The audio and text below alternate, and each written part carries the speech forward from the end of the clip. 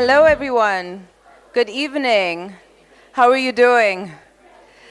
Welcome to the second Unfold conversation and the fourth event of this season finale that has been done between Creatives Garage and the British High Council.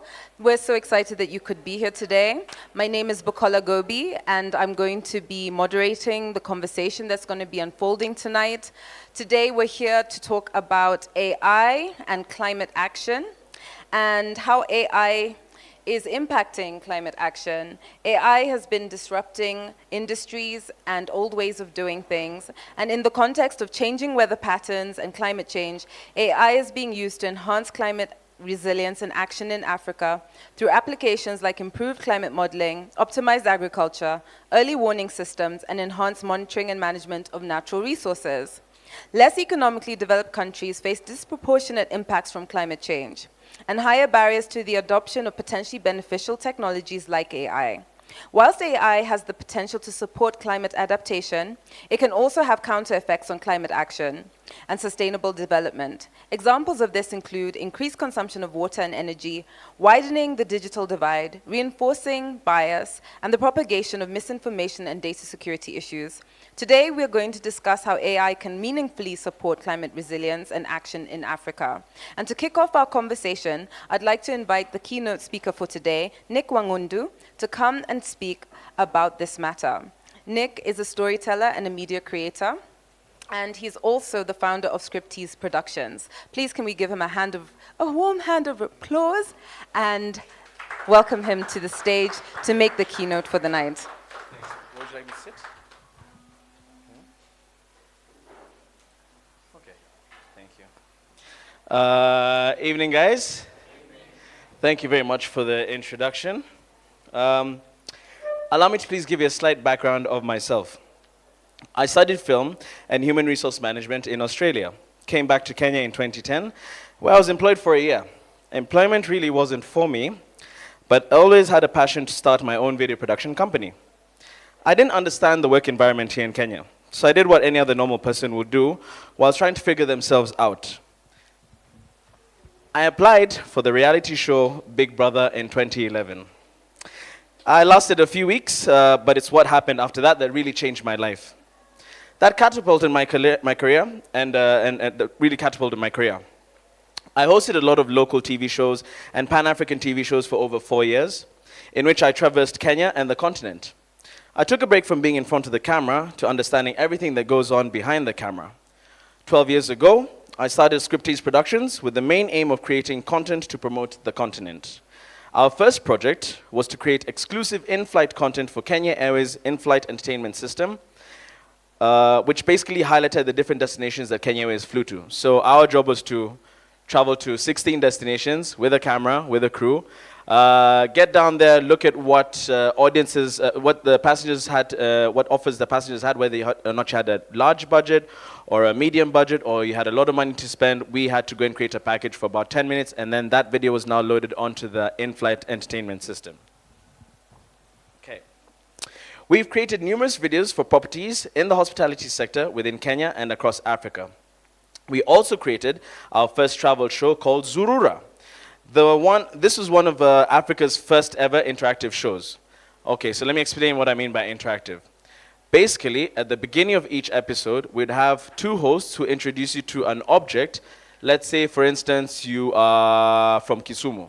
So we'll introduce you to the Nyatiti, show you this instrument, explain the cultural relevance of this instrument to the people of the Lakeside region, and then now challenge the audience member to find that object hidden somewhere within the show. So it's interactive, it's a show that you could sit down with your grandmother, your parents, and actually have fun finding this object. And the catch was we segmented the show into 3 separate segments. So we had segment A, segment B, and segment C.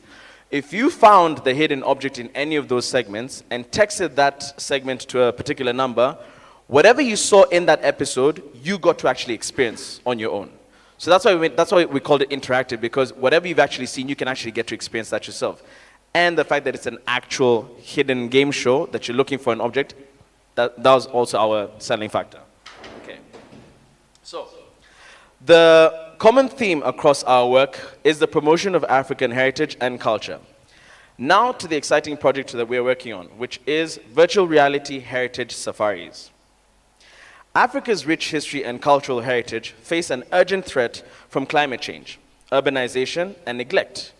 Many UNESCO World Heritage Sites across East Africa and the East African islands and our irreplaceable testaments to human civilization stand on the brink of being lost forever. Scripties Productions Limited is leading a groundbreaking effort to safeguard these treasures through virtual reality safaris, harnessing the power of cutting-edge VR technology and cinematic live-action reenactments. This initiative will transport global audiences into the heart of Africa's most iconic heritage sites. By blending innovation with storytelling, we are not just preserving history, we're bringing it vividly to life for generations to come. So let me explain how we're doing this. We're taking a 360-degree camera into an actual heritage site in Kenya. We're placing the camera right in the center of where we need it, where it's needed. We're getting an actor who's going to play the role of a guide who actually talks to the camera and explains to you what's happening in a particular environment. So unlike History Channel, where you sit down and you watch the screen and you watch what happens in the community, what they did and how they acted and how they lived, with this, you are actually inside the community. So everything is happening around you. If there's women making traditional meals in the kitchen, you're inside the kitchen watching them pound their maize and working within that space. So it's quite interactive. You'll feel as though these sites were closed exclusively for you. That is the experience we wanted to create. But let me explain how important this experience is.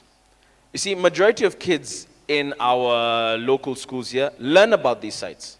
They all learn about these sites, but only a small minority, maybe 2%, will actually get to visit these sites. And I use this example of, let's say you have kids in Turkana learning about Fort Jesus, the Fort Jesus in Mombasa. Chances are, in a class of 100, for even 5 to visit Fort Jesus in the near future, it's going to be quite challenging. So we asked ourselves, how do we take the site to the student? And that was the challenge. So we told ourselves, okay, now that we've created this VR video, how do we actually make it consumable to the end user? And then we looked at different ways of how the students could consume this information. But the most factual one was that you cannot ask a rural school, to go and buy headsets, VR headsets. That's not going to happen. So we're like, okay, what if we made it in a way that we can get a normal Android device to scan a QR code that leads you directly to the video, and you can watch the experience. But then how are you going to consume it as a user? Are you just going to watch it on a handset? Then we thought about Google Cardboard boxes. They've got these foldable boxes, foldable glasses that you can now slot your phone into, and with a click of a button, it gives you a VR experience. So a VR headset that would normally cost 150,000 shillings, now for between 120 and 200 shillings, you can convert your phone into a virtual headset and enjoy the experience. So for us, that was how do we get it to the rural communities. So now with a simple QR code, as long as one teacher has one device that has Android capabilities and can access YouTube, anybody can watch this content anywhere in the world. Okay. These technologies create detailed 3D models that serve as a permanent record, ensuring that even if the physical sites deteriorate or are destroyed, their legacy can be studied, restored, and experienced virtually, digitally preserving these sites. These tours will be globally accessible through online archives such as Google Arts and Culture, VR video streamers such as YouTube VR, and mobile apps, ensuring that anyone, anywhere can experience East Africa's heritage. These experiences will not only serve as an educational tool for schools and universities, but also as a digital archive for remote communities, allowing people to explore their heritage even if they cannot physically visit these sites. When we discussed this massive project to digitize over 15 sites across Eastern Africa over the next 5 years, I strongly believe that our project sits at the perfect intersection of AI and climate. With regards to climate, and in particular climate change, we are preserving threatened cultural heritage. With artificial intelligence, we're using emerging technologies to protect, restore, and democratize knowledge. Climate change is a direct threat to African heritage. Across East Africa, climate change is already causing coastal erosion, flooding, rising sea levels, saltwater intrusion, heavy rainfall damages ancient stonework, and droughts also weaken structural integrity. Many UNESCO sites in Africa and on the coast, like Lamu Old Town, are on or near the climate danger list. Our project will aim to capture these towns in as much depth digitally to preserve as much information before climate stress erases them. Artificial intelligence also allows us to digitally preserve at scale, never before. Our project allows for a three-step technological pipeline driven by AI. So, step number 1, AI-powered imaging and reconstruction. The high-resolution 360 images we take and video we gather can be converted into accurate 3D models. Those same images can help recreate structures that are damaged, incomplete, or inaccessible. They can also help us simulate historical appearances, like the ancient city of Gedi in Malindi. Step 2, AI-enhanced VR interactivity. In both our versions, because we will be having 2 versions, we have a longer version which is more for the adults, I would say like university learners, researchers. That's going to be about 15 minutes in length. But we also have a second version, which is the young learners version, which is now for children. Okay, so in both our versions, that being the adult version of our tours, and with the children's version, we aim to use voice synthesis for localized languages. So what does that mean? It means that instead of us having to go to every single major language and translate this initial English version into different languages, we're actually going to work with companies that use AI that now localizes that video to you. So even if the video is loaded in, let's say, English and you're consuming it in South America, you can get it in either Portuguese or Spanish, depending on where you're located. We are also looking at incorporating adaptive learning versions that will make the VR experience even more interactive. So what does this mean? For instance, like the children's version. The adult version will be more information given to you by the guide, whereas the children's version will be having an animated character who the children can actually interact with and question, and the character can now speak back to them separately. So that's what we mean by make it more interactive. Time. Oh, sorry, I thought you were saying time. Okay. Okay, step number 3 is AI helps in preserving and offers restoration pipelines. Okay, so the information we will gather can be used for predictive modeling of erosion at these sites. They can be used for climate impact forecasting. So when restoring these sites and having to use skilled artisans, the high-resolution images actually help immensely when it comes to digital restoration planning. So basically, the data that we collect will assist UNESCO and the scientific community at large to plan real-world conservation strategies. Okay. With the use of AI and VR within our project, we're also helping reduce climate impact through virtual tourism. Global travel in itself contributes significantly to carbon emissions. People can get to explore these sites without having to necessarily fly to the site itself. Our project is also helping to decentralize access to these sites. Schools, universities, and communities anywhere in the world can now visit these sites digitally. By making this content accessible, we are also reducing the amount of physical strain on these fragile sites. I'll give you an example. If you go to Lamu today, it's not the same Lamu that was there 15 years ago. Nowadays, there's motorbikes, there's little tuk-tuks. Before, I mean like 15, 20 years ago, there's not a single car in Lamu. But you can see the physical stress it's actually caused in the streets there. So we also reduce some of the damages. Okay. So when it comes to climate resilience for communities, by employing local actors, artisans, historians, guides, dancers, and musicians to our project, we are strengthening community ownership of heritage. We're encouraging intergenerational knowledge transfers and also supporting alternative income streams beyond tourism, which is susceptible to climate shocks. When communities benefit, they are more motivated to protect their environment and their cultural assets. We believe that our project will show that climate change is not just about wildlife or weather, it's about memory, identity, and culture. We know that climate change destroys not only ecosystems, but also civilizations.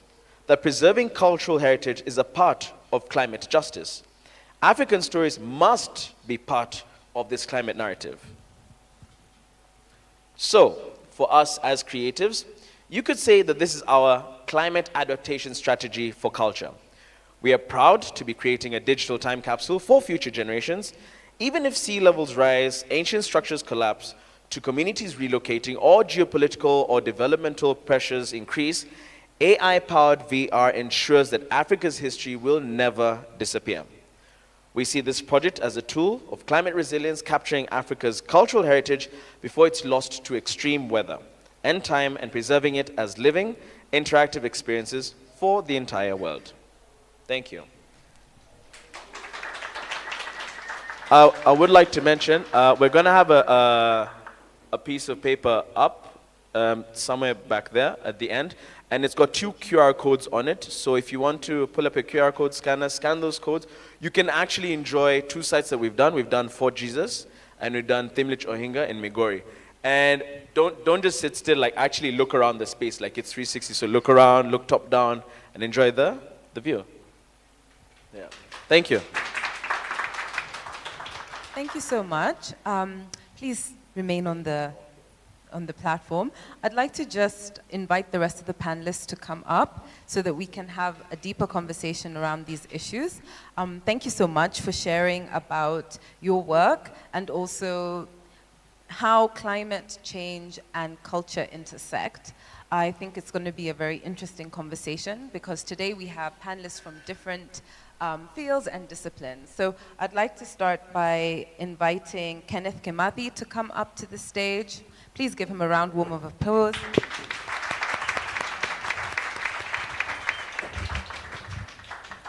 I'd like to also invite James Nyaga to come to the stage and Adrian Yankoviak.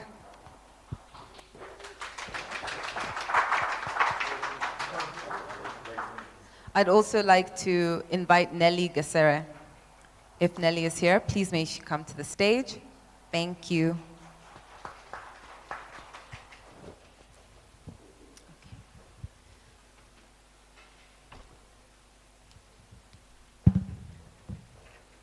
As we wait for Nelly to come up, I think we can begin the conversation.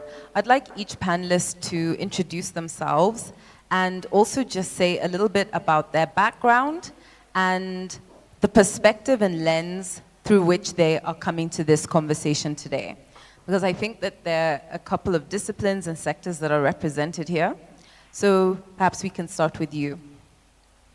Thank you. Good evening, everyone. I'm Kimathi Kenneth. I'm an AI consultant, but most of my time I am a pastoralist.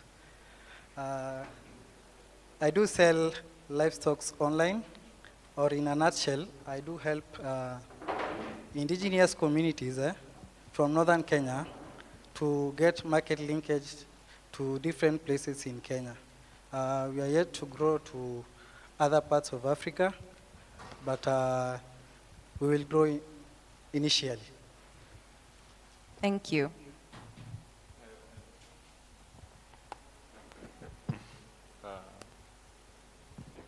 Hi everyone, Adrian. So I'm an industrial designer and technologist by profession. I run Nairobi Design Week. We're an all-year community and design studio and a once-a-year festival, Nairobi Design Week. I spend a lot of my time, I've worked in new technologies, I spend a lot of my time working with different technologies and thinking a lot about the future. And I knew I didn't want to come in with a kind of view of on the fence. So I thought I'd at least put myself somewhere for today, even though those views, of course, might change. So I think currently for me, the potential environmental, cultural benefits outweigh the risks in terms of AI and energy consumption and so on. I think on the existential level to humanity, planet, or life, I'm not sure right now. So I think that's where I am. Hi. Good evening. I'm James Nyaga. And my background is in food system transformation. I hope I'm not going to hallucinate like AI. So I'm in agriculture, but I can say it's the government of the day. I'm involved in policy making for the government, working in the county number 21, that is Muranga County. And I'm also one of the directors in a women-led organization called Women in Climate Change organization. We all realize that women are the most affected by the climate change. Meaning is that women organization, but we support them from the background. And I hope you are going to interact more in this conversation. And I hope if you have been so technical, you are going to tell me, stop hallucinating. We say the AI hallucinate. And we are going to enjoy this conversation. Thank you. Oh, that's working. Hi, everyone. Thanks for making the time. I really appreciate it. My name is Nelly. I am a storyteller. I started as an environmental journalist and slowly transitioned to business. So now I tell stories about sustainability through business. I work with Andorra Women Waste Pickers to remove glass waste from the dump site, which we then bring to our hot shop and blow. So I own and run, I don't own actually. I run Kenya's second glass blowing studio. I also work with traders in textile. I run a solar powered stitching station to upcycle textile waste. I think about 4 things under Green Thing, but the primary goal is to tell our stories. For a very long time, sustainability has been considered white, quote unquote. We shouldn't be. I think we are the OGs in that, out of necessity, but it's never a competition. It's about how do we merge the two and tell the reality, really. Yeah. I'm looking forward to discussing this with you and maybe possibly after. Thank you. Thank you so much. Before we kick off this conversation, there's one more panelist. I've been informed there's one more panelist called Joseph Oliech. Please can we give him a warm round of applause and may he come to the stage if he's here.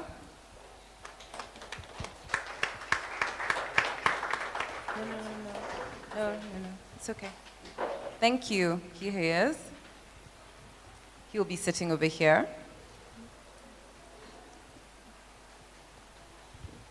Thank you, sir. What we'd like you to do is just introduce yourself, what you do, and the perspective that you bring to this conversation. And then I will be asking questions from over here. Thank you very much. Joseph Oliech here. I deal with e-waste, electronic waste management. Background in computer science, project management, and waste management in general. So with the e-waste, we look at the electronic devices that have either reached end of life or no longer useful to the owners. We recycle them. Some we put them back to life, but others we recycle and get raw materials that are used in other industries to manufacture new units. Thank you. Thank you so much. So I think that as we came into this conversation, the keynote speaker, Nick, highlighted the fact that climate change is something that is affecting not just the environment, but it's a threat to our culture and our civilization. And you shared about the work that you're doing with Scriptease, making 360 videos that will capture our heritage. Can you say a little bit more about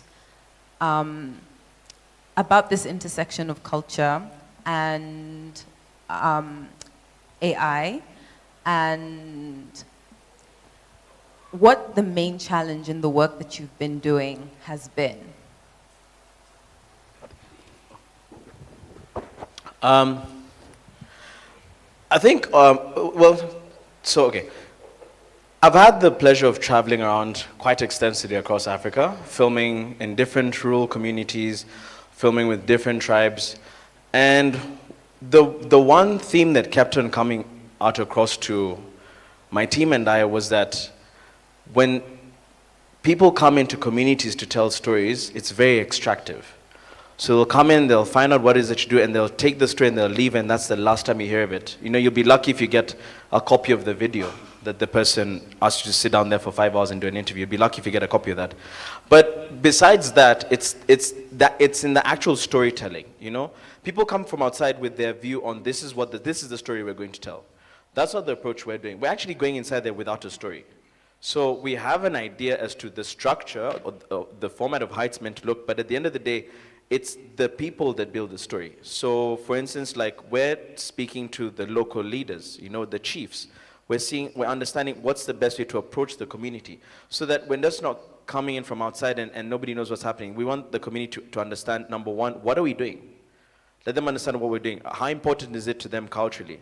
And then also just finding out from them, do they even care about this? Do they really care about something like this? Is this something that would matter to them? Because as much as you think, you know, your product may be the best thing since sliced bread, at the end of the day, how is it going to impact the community? So for us, it was really important that our stories came from the ground up. I mean, yes, you know, because we're dealing with UNESCO heritage sites, at the end of the day, UNESCO has its criteria as to why it marked these sites as World UNESCO heritage sites. But at the end of the day, we have to get the story from the people themselves. So I would say that's one thing that's different for us, and that's one of the challenges that I think we're going to face is actually getting the community to trust us, first and foremost, because they've been burnt by other video production companies. So many people have gone there and, you know, really taken them around the bush, not remunerated them well for their participation in the project, and not involved them from beginning to end. I'll give you an example. Like one of the things that we're really proud of with this particular project is that for each of these sites that we visit, we will have reenactments. So for instance, if it's like the example I gave earlier, if it's women cooking in a kitchen, is that we would actually have to create these artifacts for these women to use whilst cooking. We cannot use the museum artifacts because of course we're going to damage them. But by engaging the community to make these items, when we leave that particular community, we're not bringing these items back to Kenya. We've created what's called a heritage chest.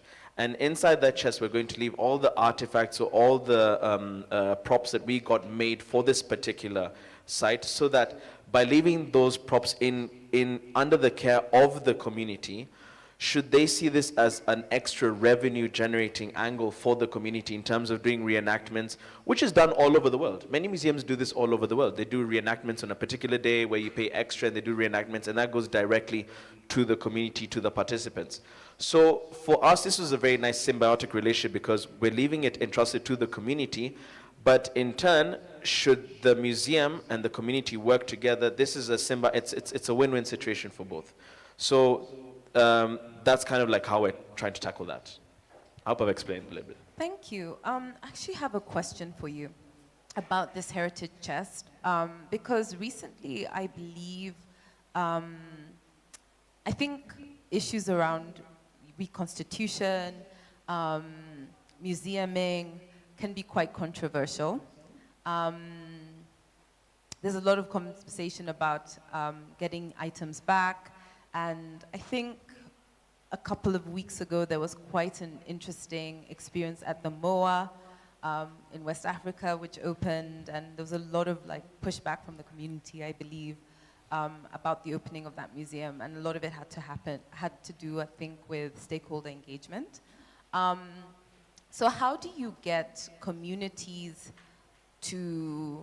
how are you ensuring that communities have access to the QR code and all these things and have ownership of, like, what is the process of building that ownership and having communities have access to what you've taken so it's not extractive and it doesn't become controversial? Like, what are the tools in engagement that you are using to ensure that these are processes that people buy into?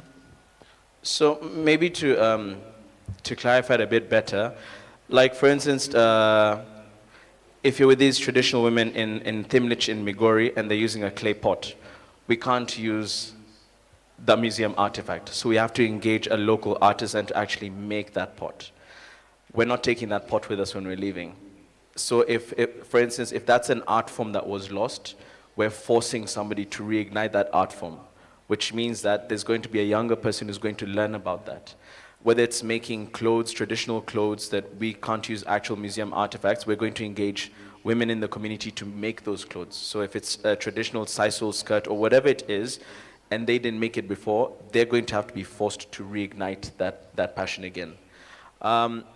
The chest for us is, we're not leaving it with like a museum or something like that. We're not trying to do that. We're trying to bring in the communities. So for instance, like in Lamu, we're working with one of the strongest youth cultural societies within Lamu. But they have very good links with local museums, but they've never had a platform to actually partner with these museums. But the Heritage Chest gives them that platform. It gives them a way for them to now actually re-engage the museum.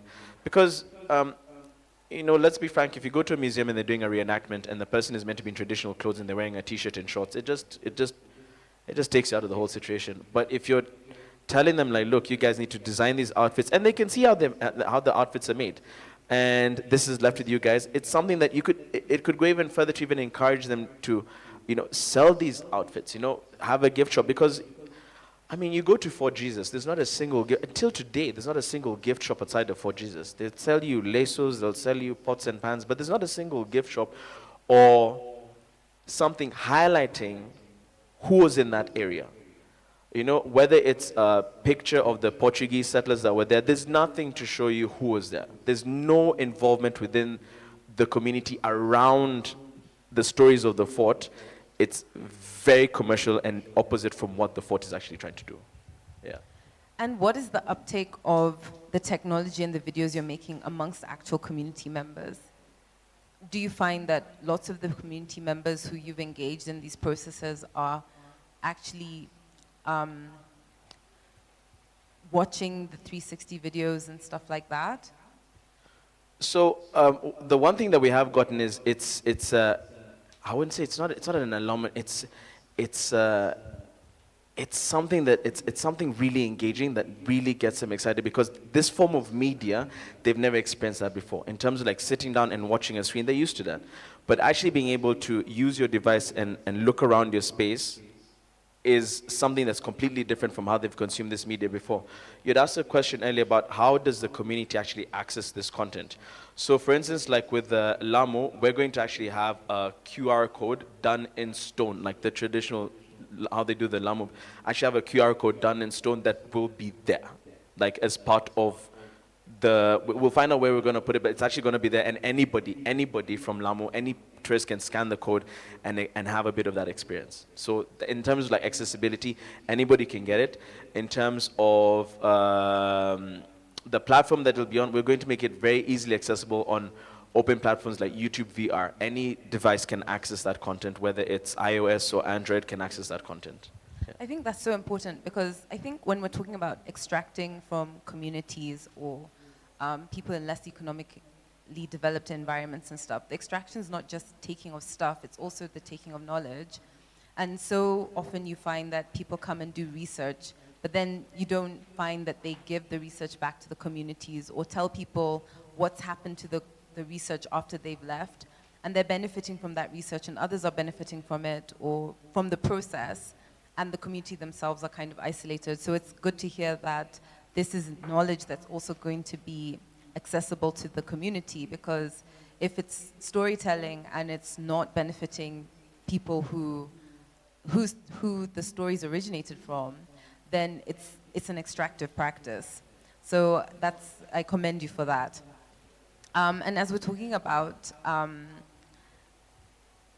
the hopes and dreams you have for the project, can you tell us, maybe give us a peek into where you see this going and some maybe projects that you have in the pipeline? Well, now that you mention that, look, all in all, Africa has 107 UNESCO sites. We're just aiming for the East African coast for now, which is about, I think about 22 sites in total.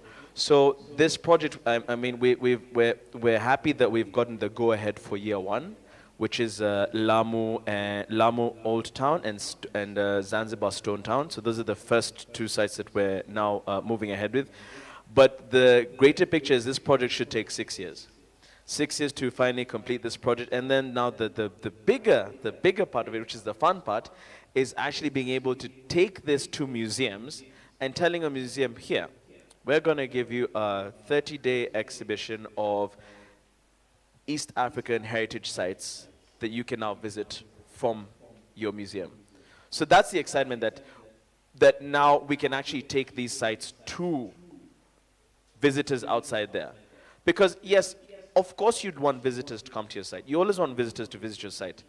But at the same time, these videos, you know, are meant to give you, they're meant to kind of tease you to let you want to be inspired or create interest for you to want to come and visit these sites.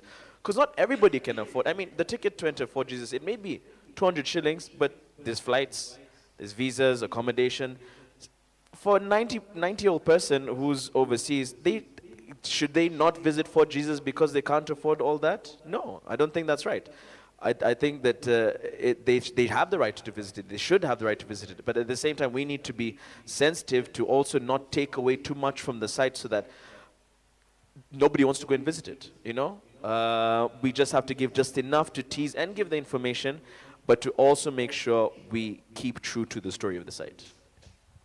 Okay, and final question to you is, in the process of doing this work, what is the most surprising thing that you've discovered about the intersection between AI, climate, VR, and culture?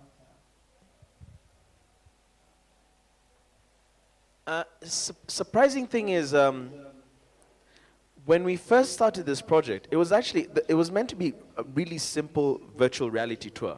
You know, click on the floor, go from this room to the next room, and then maybe have some information pop-ups. And then it morphed into, why don't we actually make it interactive? Have an actor take the audience round. Then now it again morphed into, because of AI, it morphed into now having the creative version for the kids, the interactive version for the kids. So for us, the product has changed since we first dreamt this up 4 years ago. But every year, it's proven to be an even stronger dream and an even better final result, especially for the younger generation. Because, I mean, can you imagine interacting with VR, like a little kid talking to a cartoon character, and the cartoon character is asking them facts about what they've just watched, and they're talking to the character, and they've got pop-ups, and the characters engaging them. So for us, this went from a product where it was initially viewing from the outside in, then now being part of the project, to now being able to actually interact with it. So that has kind of been the evolution of it. Yeah. Thank you. Can we just clap for Nick? I'd now like to open the conversation out to the other panelists. And I'd like to start by asking you each to say what you think the biggest challenge, climate change challenge that you think we're facing in the African context, and how you think that AI can provide a solution to that particular challenge from the field of work that you're in. And I can see that you are ready, so please feel free to kick us off. I'd like to actually build up on what Nick was saying, because part of what I sell, part of my conversation starters, which is my products, are very cultural products. And I know everybody knows Muratina, like the loofah. I think that's the global language. That's part of the products that I sell. One of the issues that we have, and one of the reasons why sometimes you won't see anything cultural in a place like Fort Jesus, it's because of policies, first of all, but also the players understanding the need for preserving culture as a way of preserving and documenting education and passing it down. For us, I think storytellers have a role to break it down completely to bits on why certain things should be, or what would happen if such things are not. And yeah, that has been a constant thing. Sometimes you go to places, yes, they have some Kenyan-owned merchandise, I would say, quote unquote, for that place, but it's normally textile, imported textile. And just because they have Maasai women drawn on them, it doesn't make those products Kenyan. In fact, at the moment, it's not even West African. A lot of West African fabric is actually China-made fabric or Indian-made fabric. And for us to understand fully what culture looks like to us, or the benefits of culture and cultural products, we would have to go back. We would really have to go back and understand that that was not caveman principles like it is considered. And maybe sometimes having an electric or an induction cooker is not a clear indication of development. Maybe the GCOs are actually development, but now we have better tech at our level, at our culture. So yes, we will need to have a whole culture. I think you don't work in the government. I feel like the culture, I feel like anybody who's in charge of culture and heritage in Kenya is letting us down big time. And I think the risk came in when we started selling culture. We were preserving culture for the purpose of tourism. It's not for people to come and see what we are doing so they can sell their packages. No, it's actually, this is for us. This is for us. And the more we don't understand our value, the more we keep on adopting imported ideas, thinking they're new, they're just amplified. So understanding our culture, our heritage is climate action. Yeah.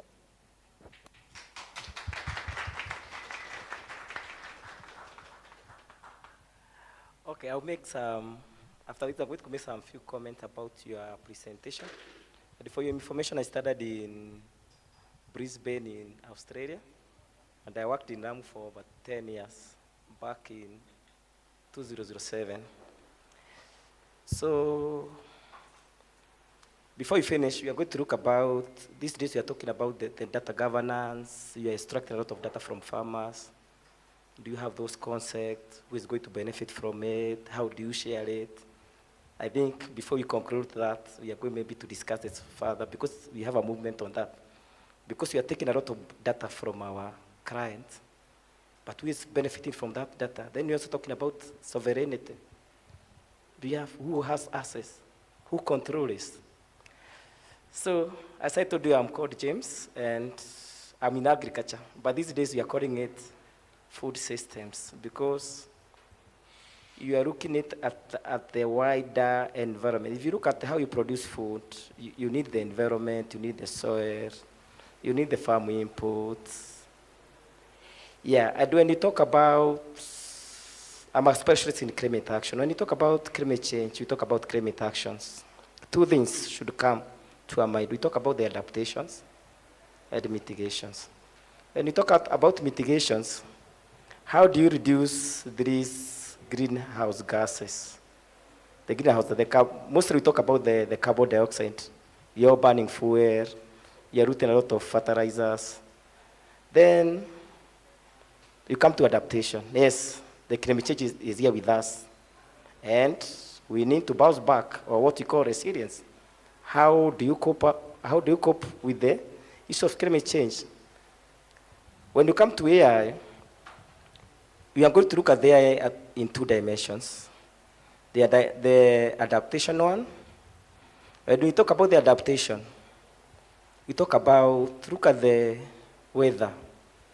Some 2 years ago, we are told there are going to be some El Nino in Kenya, but somebody in authority just dismissed it. He said, we are praying to God, and El Nino is not going to be with us. But after 1 or 2 weeks, El Nino was here with us. So, with AI, it can give what you call prediction model. We always complain about our meteorologists. Today, they give what you call like 2 weeks, 4 weeks prediction. They say you are going to have some rainy seasons, but sometimes some of their predictions, they go totally wrong.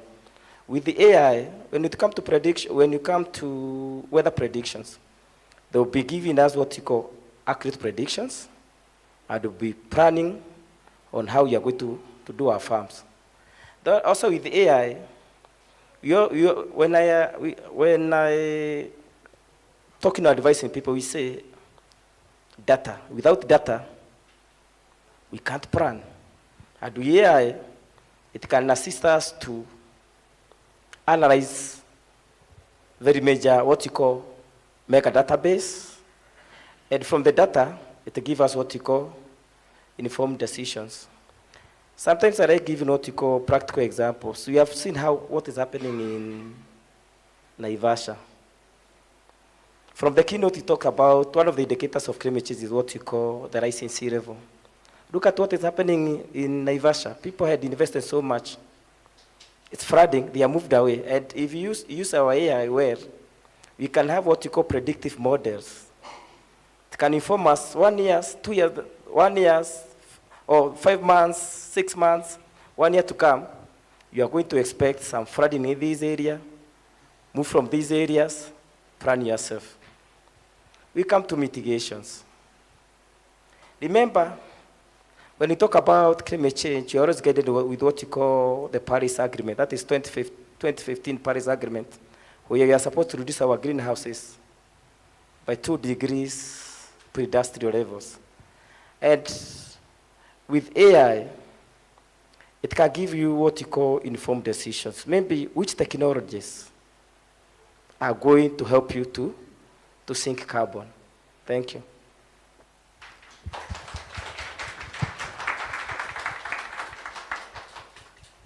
Sure. Going back to your question, around what are the biggest challenges, if we are to list the biggest climate societal challenges, top 10, right, we might have water shortages and pollution, right, forest fires, food waste, plastic waste, etc., etc., etc.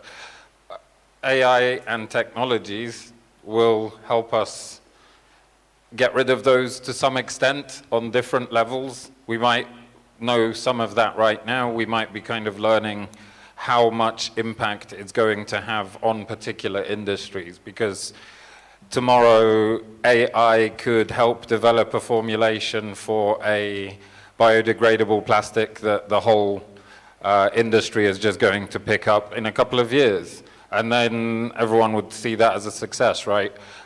So I do think that currently we're looking at, if we're talking energy use, it's much less than the potential benefits are, just like most technologies.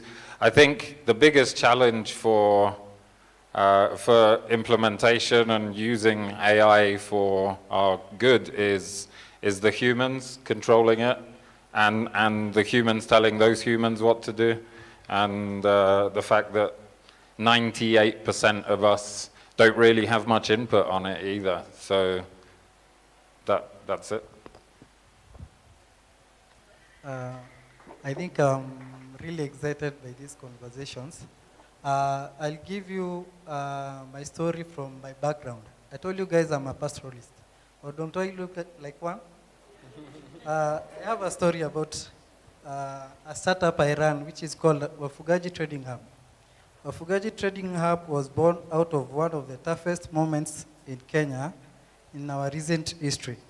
Between 2022 and early 2023, Kenya experienced one of the worst droughts seen in 4 decades. Our entire landscapes dried up, grazing lands disappeared, and pastoralist communities watched helplessly as their lifelines faded away. In that short period, Kenya lost an estimated 2.6 million livestock. That is cattle, goats, sheep, and camels that our families depend on for food, income, and school fees and dignity. The economic loss was staggering at over Kenya shillings 226 billion, which billion vanished as animals died from hunger, thirst, and diseases. But behind those numbers were real people. Pastoralists walking hundreds of kilometers in search of pasture, mothers selling their last few goats for survival, and young people watching the collapse of a sector they grew up believing in. That's where the idea of Wafugaji Trading Hub began. It was born in a boardroom, but it was born in the middle of a crisis. Seeing the suffering, we asked ourselves one question: how can we help pastoralists become more resilient, more informed, and more connected, so that droughts do not wipe out their entire livelihood? And the answer became clear. Pastoralists need real-time market access. They need digital visibility for their livestock. They need fair prices without middlemen. They need technology to forecast risk, track movement, and plan better. So we built Wafugaji Trading Hub, a digital livestock marketplace designed to connect pastoralists directly to buyers, improve pricing, and make livestock trading smarter, transparent, and resilient. Today, Wafugaji Trading Hub is more than an e-commerce platform. It's a movement to digitize pastoralism, empower youth, link producers to national markets, and protect communities from again losing millions of animals to drought without alternatives. Our mission is simple: to transform livestock from a vulnerable tradition asset into a strong data-driven, climate-resilient economic opportunity for all pastoralists. So in short, AI is a God-given gift to mostly people who come from the northern Kenya. Most people didn't have any market linkage to their livestock. So when the drought hit between 2022, 2023, the families were so devastated. But let's say, for example, use this trading platform. These guys can just take a photo of their livestock, post it on the platform. It's just like Jumia, but now for livestock. So the guy doesn't have to take the livestock from one place to another. It's so tedious. He can only use his phone. The parents can use the younger people in the region, take a photo, put your price, then the buyer will come online, log in, just like Jumia. He'll go to the cart and then pay for the payment. Then we'll link with the logistic providers to the place they are. So AI is an invention or something we really need for Africa. The only problem is that we really import AI models from Europe, America. We don't have models that really know our languages, our tribes, or who we are as Africans. So that's the part we are right now. Thank you. I'd like to add to what he was talking about AI not understanding our language, but also linked to culture. By giving a story, I joined an accelerator program. My brand, Green Thing Kenya, is self-funded. And I think somewhere last year when I had 10 full-time employees, I decided I think I need to go look for money elsewhere because apparently there's money for climate change and sustainability. I just never seen it in my 10 years, but I know it's there, or people say it's there. So I joined an accelerator program, and we had to really analyze the products that we are doing and if they actually reduce emissions. And I can tell you 99% of the tools that were used in the accelerator program did not have anything Kenyan. So anything where we'd find somewhere where it must be Kenyan, we had to skip. So that means even the information out there, or the funding that comes in here, or the infrastructure laid out for us to execute these things, they are not accurate because it's not our stories. While AI it's beautiful, it's a beautiful beast. I would say that. I mean, look at ChatGPT. Who has a personal relationship, very intimate relationship with ChatGPT, right? But the answers are dependent on the prompts you give it, right? So that's basically AI. It can only give us what it knows. And if it doesn't know, like the best way to boil matoke is by covering it with the leaves, how would it honestly help us come up with better technology to create leads that imitate our leaves? So while it's extremely powerful, human beings have to feed it. And I think that's the power of machine learning. At the moment, we have, I would say, over 60% of African youth, are below 25.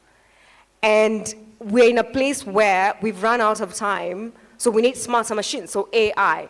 And I think it's really important that everybody gets on it. But the condition should be whose story is being told and whose story is being erased. We need to speak up now more than ever. I mean, I can't emphasize how your voice could actually change a whole generation. I cannot emphasize enough. So yes, I did not talk about how AI can change MySpace. So MySpace is waste, and I work with two main types of waste. I work with glass waste, and I work with textile waste. Textile waste, I run a solar power stitching station, so I work with different traders. If they're not able to sell textile, I take it and then convert it to different things like washable sponges, bags, yeah, all the cool stuff. But what we never talk about is, at the moment, Kenya is the biggest importer of textile waste. Our population is half of what Nigeria has, but we still beat Nigeria in importing textile waste. Why? Because, of course, there's the West trade, right? Everybody knows who's exporting waste to us is recycling, but they don't know how much waste they bring here. Most of the clothes that come to Kenya, they're either too stained, too torn, or they were manufactured so fast, oh no, we don't need them, nobody's buying, let's send them to Africa. Real quick. So recycling or dumping on us is part of their recycling strategy. And so while they have the best of the best of the best of the AI to know, okay, what is the next micro trend? Okay, what are people wearing now? Or what is considered bougie, but we could produce it fast? It's there, that's all documented. But as soon as we have it here, nobody is accounting for their number of fake dyeing in Gikomba. Nobody is talking about that.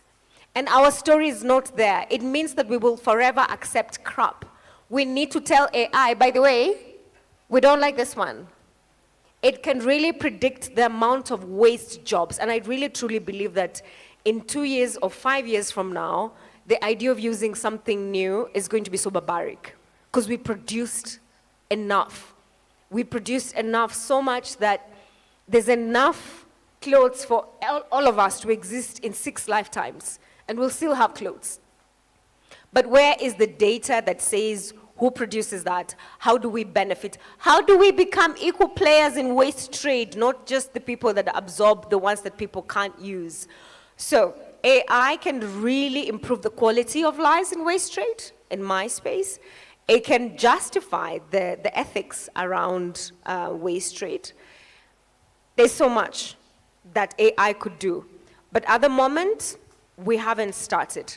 We will only start once we start personalizing this thing.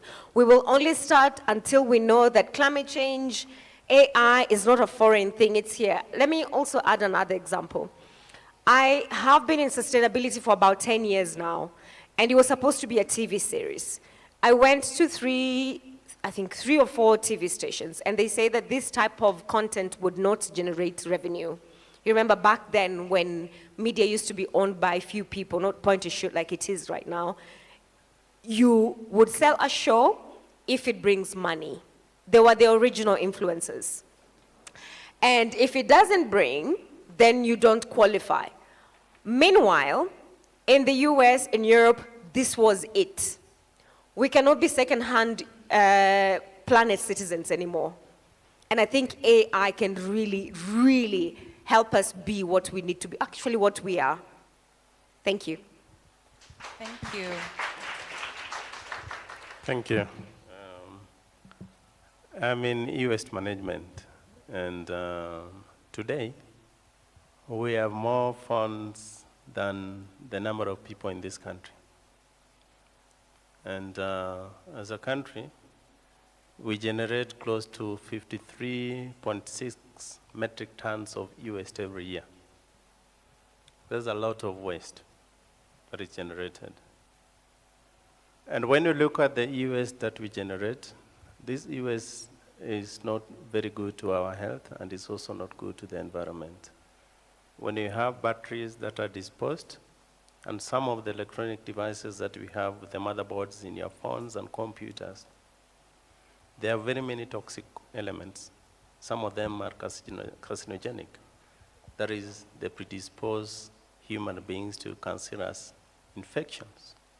And when they're not properly disposed, they will get to our waterways, they get to the soil, They get to the food chain, we eat them, and for some reason or the other, you find others experiencing cancerous signs and symptoms, and also some other diseases and infections that are related to this. And when they get to the waterways, of course, it also affects the biodiversity. When you go to the informal settlements where this waste is processed, we have many people around, they burn cables to get the copper. That smoke going up has potential for greenhouse gas production, CO2 emission, which is now leading to the global warming.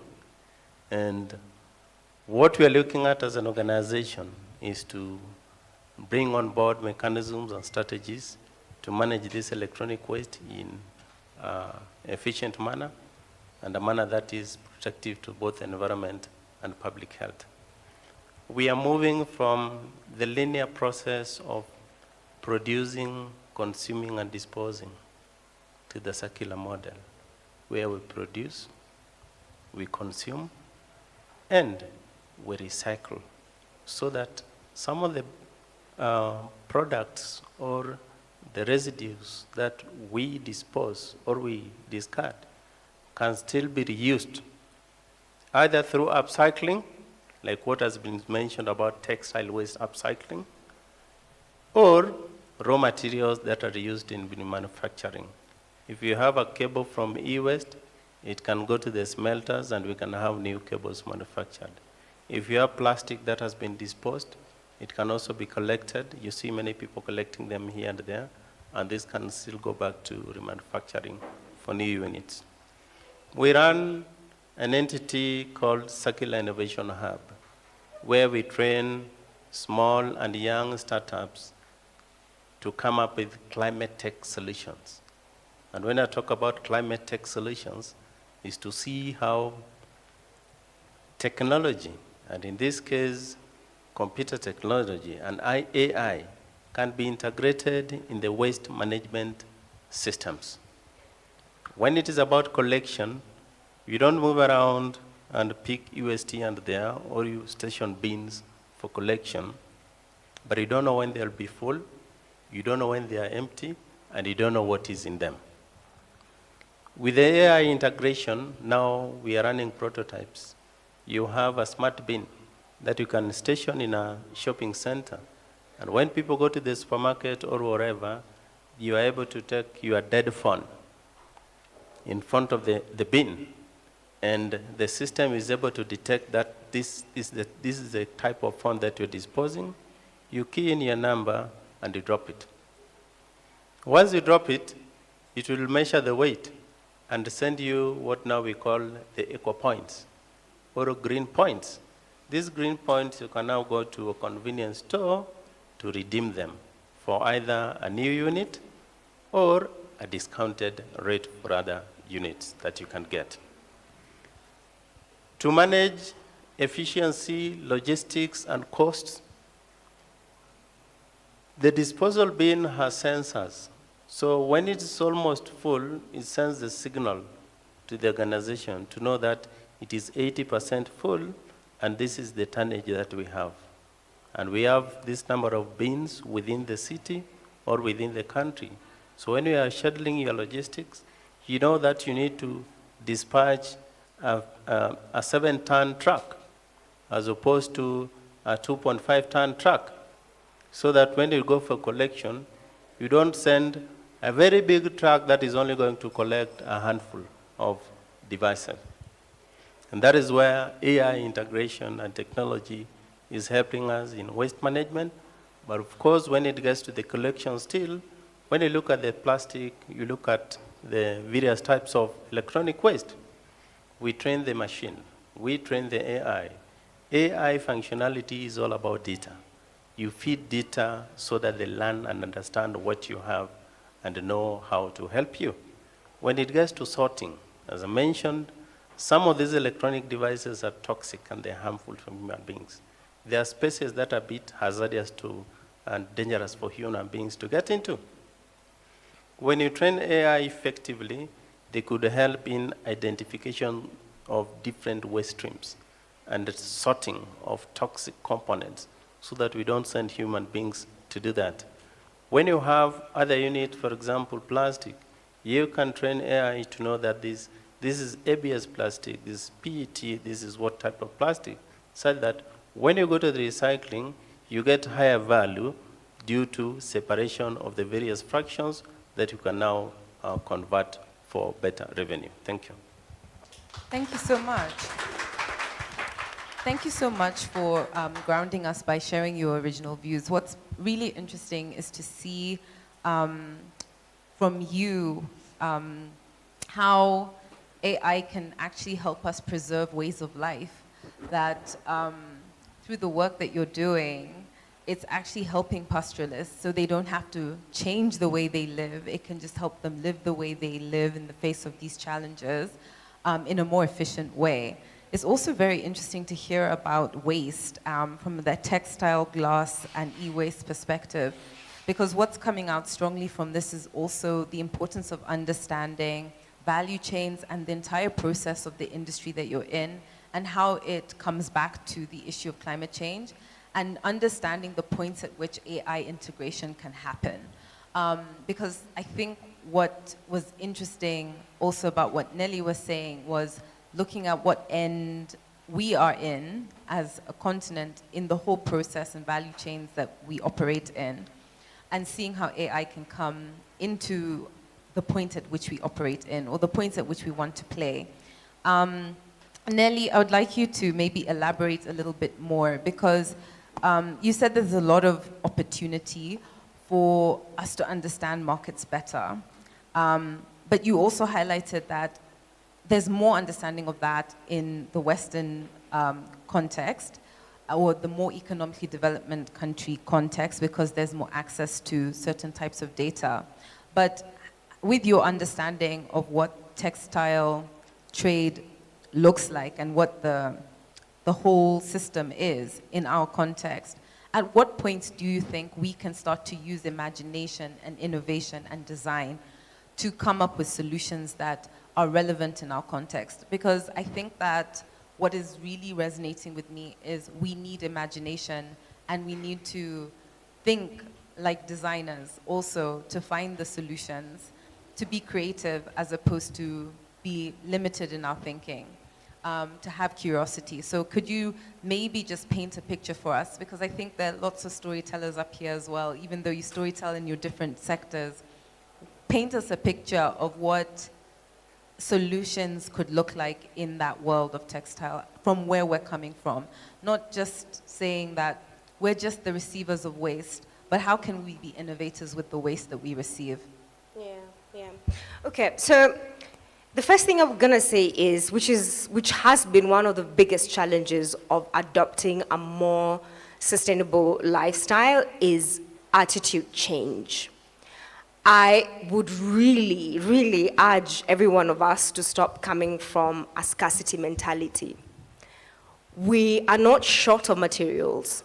We are not short of talent, absolutely not. And we are not short of natural materials. But we also have to understand that Kenya is a very, very young country versus, say, the US. And it takes a while before development sometimes happens. But sometimes you have to use what you have. That's your bargaining power. And our bargaining power is our voice. Kenya as a country is we can debate and win. If I can go by Kenyans on Twitter and TikTok, and how right now just mentioning Kenya gives you clout. So we can negotiate. So I would say that it should be everybody's responsibility, first of all. And sustainability is not just in a certain space. It really is a way of life. We have to redesign how we buy. We have to redesign our behavior. We have to redesign literally everything about ourselves. And believe it or not, that once you start redesigning how you buy and how you say thank you, or how you question your favorite brands, it changes your mind. It completely changes your mind. It makes you think that sometimes even going green is not just about swapping, it's not about upcycling. It's going to vote for people who have anything about climate change and green development in their manifestos, really. If they don't have, and given this, I would say 65% of the jobs in Africa in the next few years are going to come from waste. So what does a leader who's not talking about the jobs they're going to create about waste got to do with being even among the people that we should be voting for? It's really having a very holistic approach to what can you do. A vote, a dollar, a bob can change so much. But it first has to start by you saying, I have a voice. We can't always be the receivers. And I know, actually, let me give you a very, very simple explanation. I don't know, how many of you grew up in Nairobi? How many of you grew up country? How many of you had cousins in Nairobi and you were living in the village? That's very little. Anyway, so do you know the concept of hand-me-downs?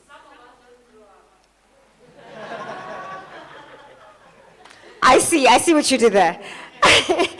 But the concept of hand-me-downs, which is also the original of managing resources, that was circular before it was circular economy then. It means we had to get clothes from our cool cousins from Nairobi would get the clothes. This is the same thing, except our cooler cousins actually are doing that intentionally while they know we could possibly produce more and better. If you look at the trends right now, Nigeria, Kenya, South Africa are the ones leading in terms of luxury fashion. There's a reason for that. But when you look at data, you will never ever see that.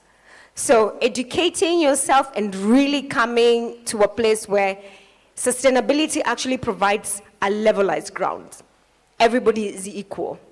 Even if you're the receiver of waste, you can negotiate what type of waste you need. You can negotiate what type of industries that we want. I know I upcycle. Forgive me for using examples versus going pointers. While I say that I upcycle, I think that's like the bottom of the bottom of the bottom of things that we could do with textile waste management. We could do bricks. We could do textile bricks and build affordable houses for informal settlements in Nairobi. Meanwhile, we're working with the who is who in steel and cement to build affordable housing. We need to question everything. Honestly, stay vigilant. Stay vigilant. Be an activist. This is the best time to be an activist. As long as you eat, as long as you go to school here, as long as you live and breathe here, it is your job to be an activist. And an activist doesn't actually have to go to the street and hold. No, it's deciding who you vote, deciding what you buy, deciding who should bring waste here. And let me also emphasize this. Just because a piece of cloth is secondhand, it doesn't mean you don't need to know who produced. Because the more we start buying secondhand clothes that actually also, again, live another 10 years, the more we say, no, actually, I don't want crap, even if it's secondhand. I still want grade A to be grade A. So let me point it down again. Educate yourself. Vote. Policies have the power to change everything. I know I might want to do better, you might want to do better, but you don't live in a bubble. As soon as you're outside, there's a law that governs that. Now, if you change that, you've already laid the infrastructure that everybody can follow, systems and processes. Yeah. Thank you. Thank you. Adrian has something to say. Sure, yes. So just to kind of extend on, I think you said, you know, people who are thinking about using design, right? Design thinking, we hear this term a lot. We often find that the experts using design as a tool aren't necessarily designers. They might be scientists, they might be all types of experts who are using that as a toolkit. Just to kind of wrap a bow around what you said, really, I mean, when I was going to university, as soon as I found out about human-centered design, I thought, oh wow, it opened up my eyes to, yeah, this is how I've been thinking about design. It's solving people's problems. And I was kind of always aware that maybe there's something missing to it. And I think For the next 10 years and for the future, my process right now, if you're going to ask me what it is in design, it's life-centered design. And that term really needs to resonate with us, because we can realize that when we focus on life, we focus on all the ecosystems around us that actually can make our lives better as well. So that's really important term.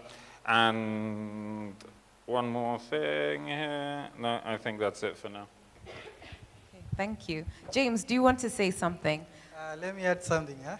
I think we have grown up with different narratives.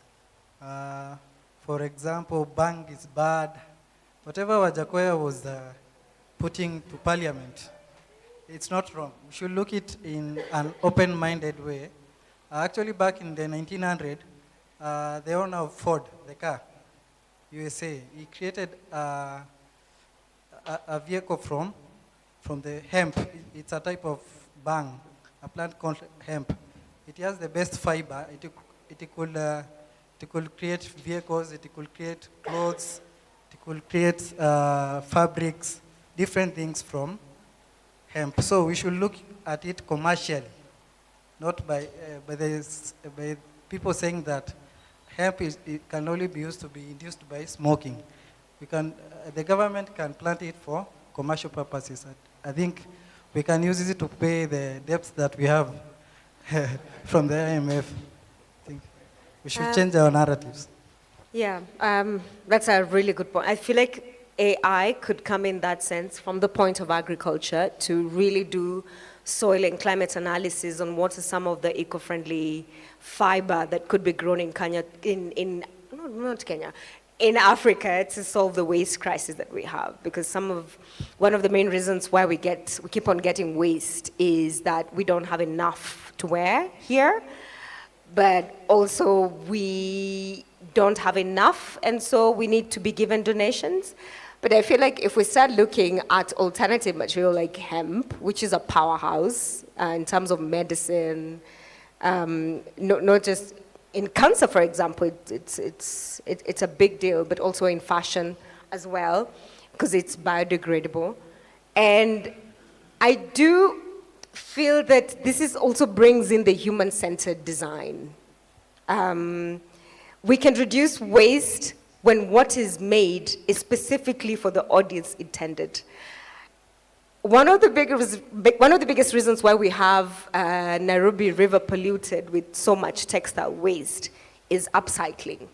So it's a solution, but it's also a problem because we get things that nobody can wear, literally. It's not designed to fit our bodies. Nobody collected enough data about how you can have small Kenyan girls who are hippie, or you can have different shapes, hourglass, apple, you can get all that.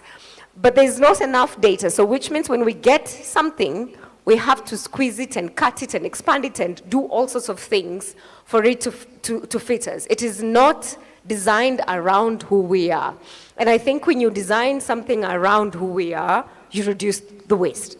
Think of it like food planning. If there's only going to be 2 people for dinner for the whole of the week and everybody else is going to be at work, surely why are we cooking for 5? So that's, design. Okay, so do you also think that perhaps we also just need to be investing more in local industry and creating a more enabling environment for entrepreneurs and solution finders to actually be able to thrive? Because I feel like all of you are contributing through the businesses that you've started, through the initiatives that you've begun. You found solutions that were tailor-made for our own context through your work. Oh, absolutely. Absolutely. Because buying local sometimes, if I'm making bags, for example, I have the tailors, I have the machines, but I'm getting all the accessories from somebody else. And if I'm creating something, it means I'm creating demand for somebody who's going to supply accessories. So we are slowly growing an industry. Before we know it, we actually don't need to import, which automatically means less emissions, which automatically means more jobs, which automatically means more dignity as producers, not just as consumers of finished products. Yeah. Okay, So I want us to take a little turn in the conversation because we've talked about positive things. We've talked about how, yeah, that's a good thing, Adrian. We've talked about how AI can help us preserve our ways of life. We've seen how it can help us preserve our culture. We talked about how it can come into the waste system and help us find solutions there. And we talked about it in agriculture as well. And it's good to start, actually, with the positives, because I think often you come into conversations with AI, and it starts with the end of the world, doom and gloom side before it gets to the positive. So it's nice to start with those things. But from your different perspectives, while we can see that AI can be a huge catalyst in people's businesses, in finding solutions, from your different spheres, what do you think the risks that it presents are? Okay, I think I can start. My two friends, the panelists, you had very good ideas. And we say the government communicate through what you call policies. Then you come to the legal frameworks, the acts. And sometimes, if you look at the Kenya context, these days we are talking about the Singapore. In the next 10, 30 years, you want to be like Singapore. And for your information, some of the policies Singapore used, they were generated from here, from Kenya. But you need to ask the big questions. You have some very, very beautiful minds, great ideas. Like the two of you have very great ideas. You put the policies, but why are they not implemented? Remember, I always give practical examples. Remember our former president, retired Uhuru Kenyatta? Sometimes in the media, he lamented, I don't even understand this government. I can't even control corruption. And sometimes we say government is amorphous, food for thought.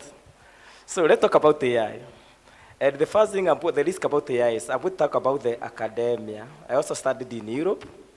And in Europe these days, they have what you call an AI policy on academic policies. Look at our Kenyan cases. Our children, especially who are in the Gen Zs around here, I can see a lot of them. Every day, are we replacing our mindset with AI? And what do you need to do about it? The other issue I'm going to provoke you, the audience, and the panelists. He was talking about documenting our culture. We look at the erosion, the data governance. I always talk about the data governance. Are you giving consent to that data? I don't know. We have what you call Data Act 2019. And we have it. In Kenya, you have two levels of government. Has our counties domesticated those acts? Who stores that data? Who shares it? Are you given authority over it? Who benefits from it? And when you talk about this, it's all about AI. Then the other issue, look at the digital, the smartphones. You go back to our villages. If you look at the smartphone, most of the people who owns the smartphone is the younger generations. You go back home, they have the small phones. And if you are collecting this data from, you ask yourself, yes, we talk about biodigital data. Yes, you are collecting this data. Are you going back to the village and sharing whatever data you are you go back to where you collected that data and sharing it with the people there?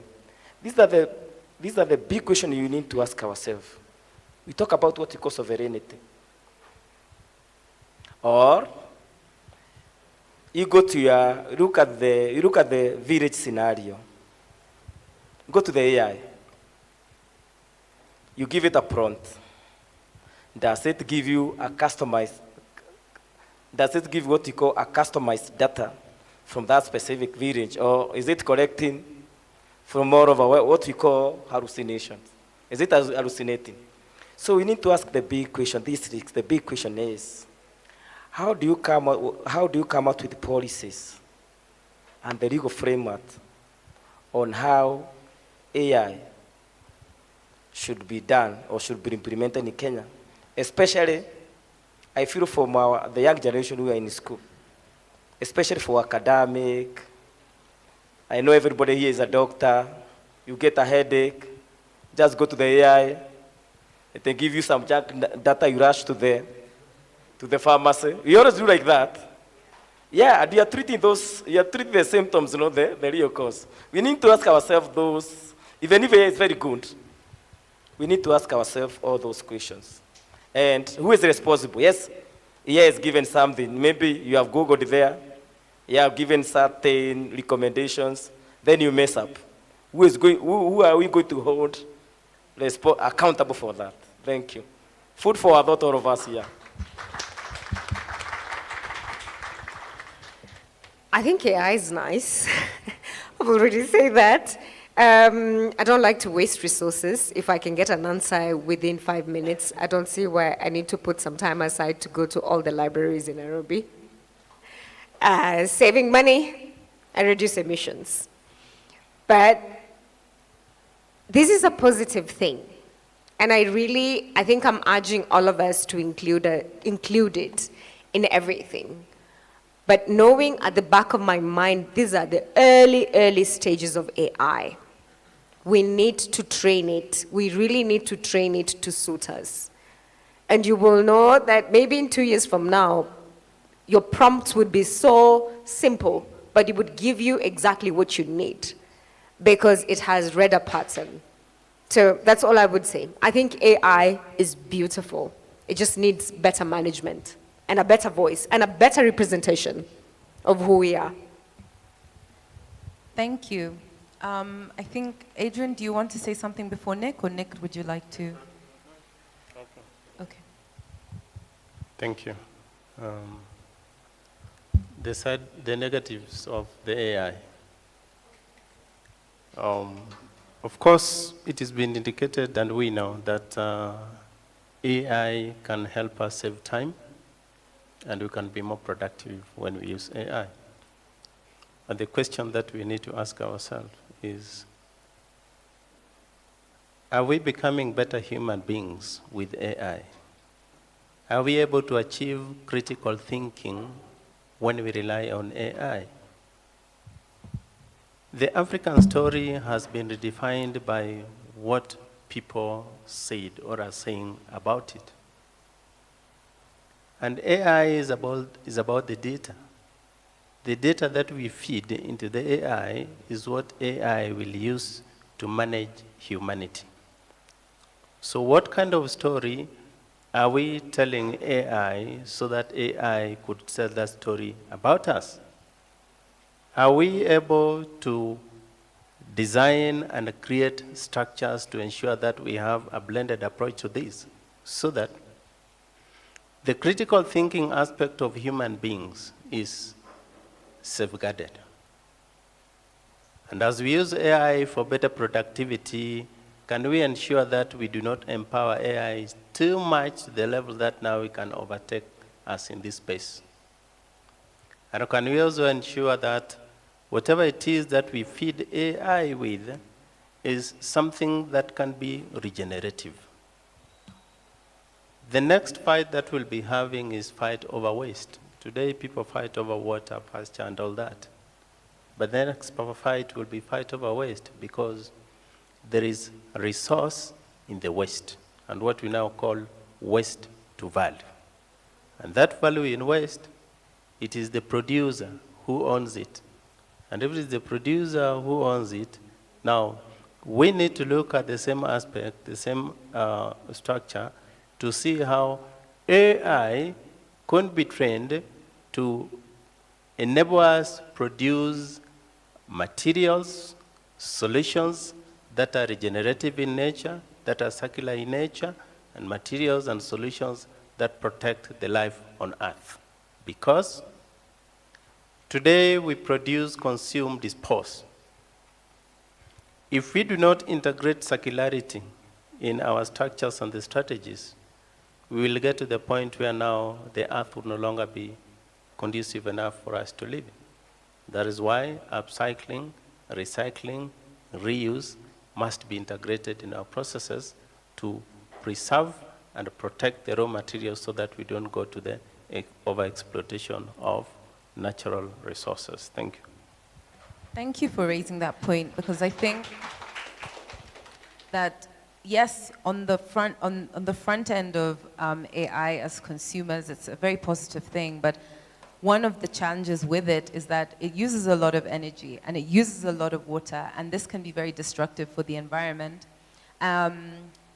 So I don't know whether anyone wants to comment more on that, because I think that AI is a double-edged sword, and on the one hand, it can make things easier, but on the other hand, there's this other side of it where it is very degrading, you know?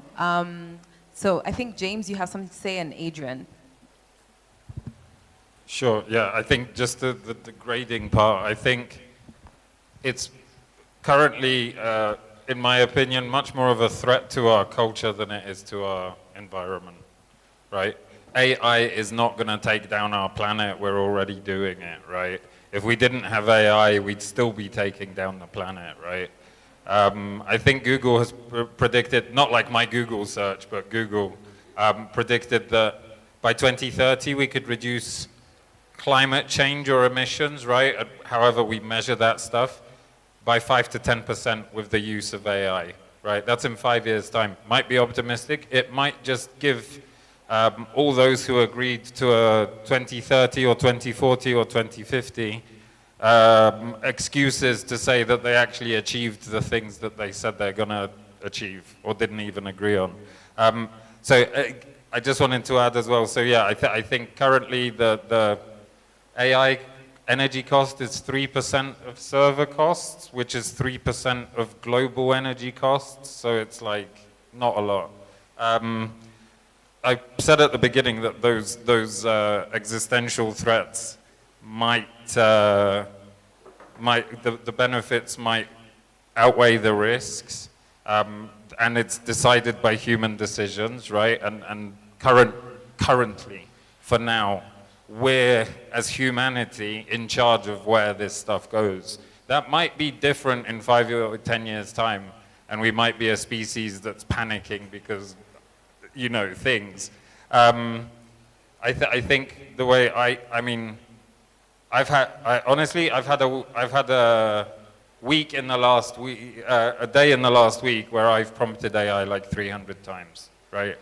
I was on version 347 or something, right? I took a picture at 254. I just wanted to say, I think for me, I'm using it to be more productive, not to replace my creativity, not to replace my humanity. It lets me do more of the human things, right? I think, and I think about this a lot because as well, I think if it speaks to the soul, to use your humanity, you know, to your advantage, right? We can do a lot of things with AI, with machines. And just to give you an example, because I mentioned this to my team this week, someone sent me a script for us to talk about the theme, Let's Be Human, for Nairobi Design Week 2026. I got a 2-page script and immediately said, I'm not reading that, and I don't want you to either, because the internet's going to shred you. And then I thought about it, and then two days later I came up with a sentence that I think just summarizes really, people ask me all the time, what's the theme about, what's the theme about? So I'm trying to get it down from like 10 anecdotes to something concise. We already knows what it means to be human. Now let's celebrate it, right? That's what the theme is about next year. And it's also about us as humans understanding where we can use that humanity to our advantage and to communicate with each other, not just relying on those machines. So I think it took me 2 days to come up with that sentence, or maybe 15 minutes somewhere here and there, right? But it's the point that one sentence is more powerful to humans. It can replace the whole 2 pages of script. We don't need that script, right? So just using our humanity.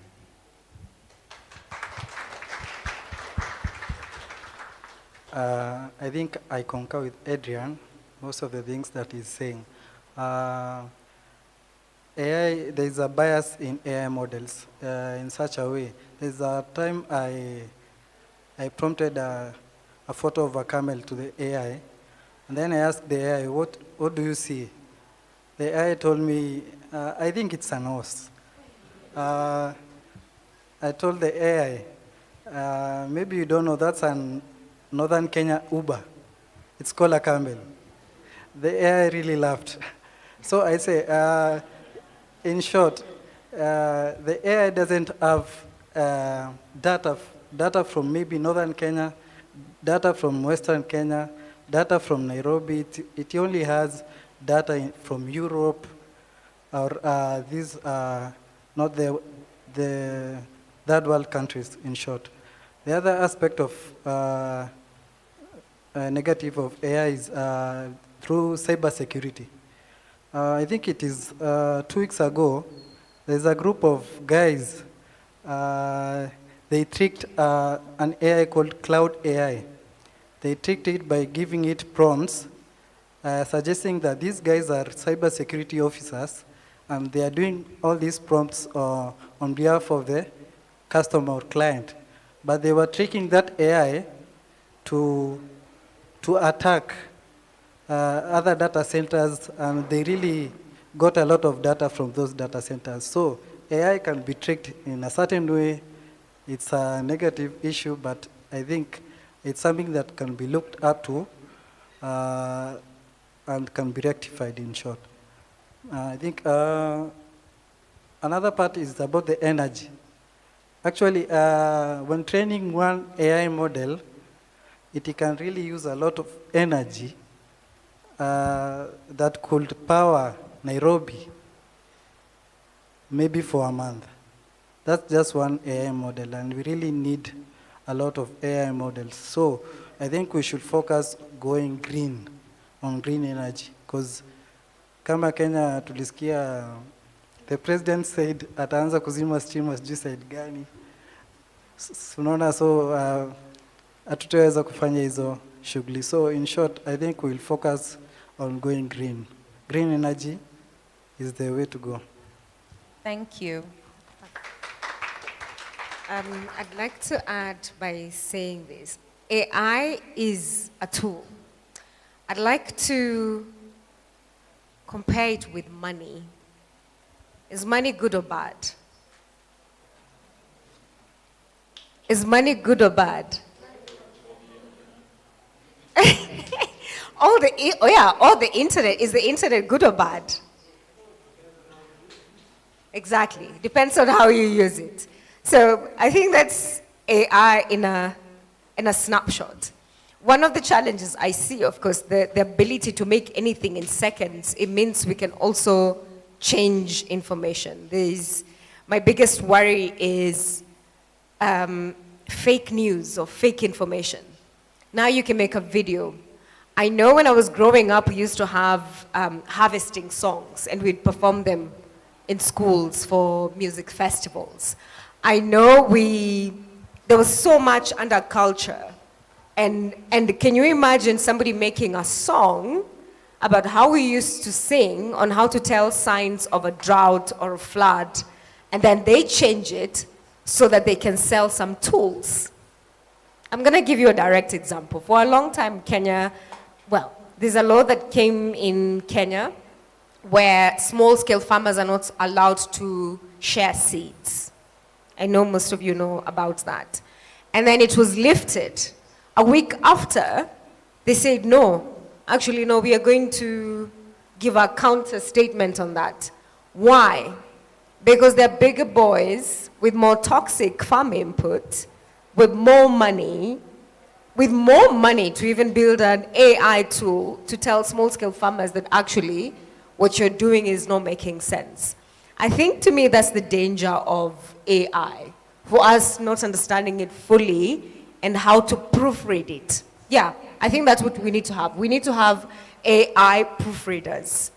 Otherwise, it can go very many ways. Adrian has something to add. Very quick, yeah. I had something like I'm starting to write kind of working rules, guidelines for myself, others for like how to work with AI.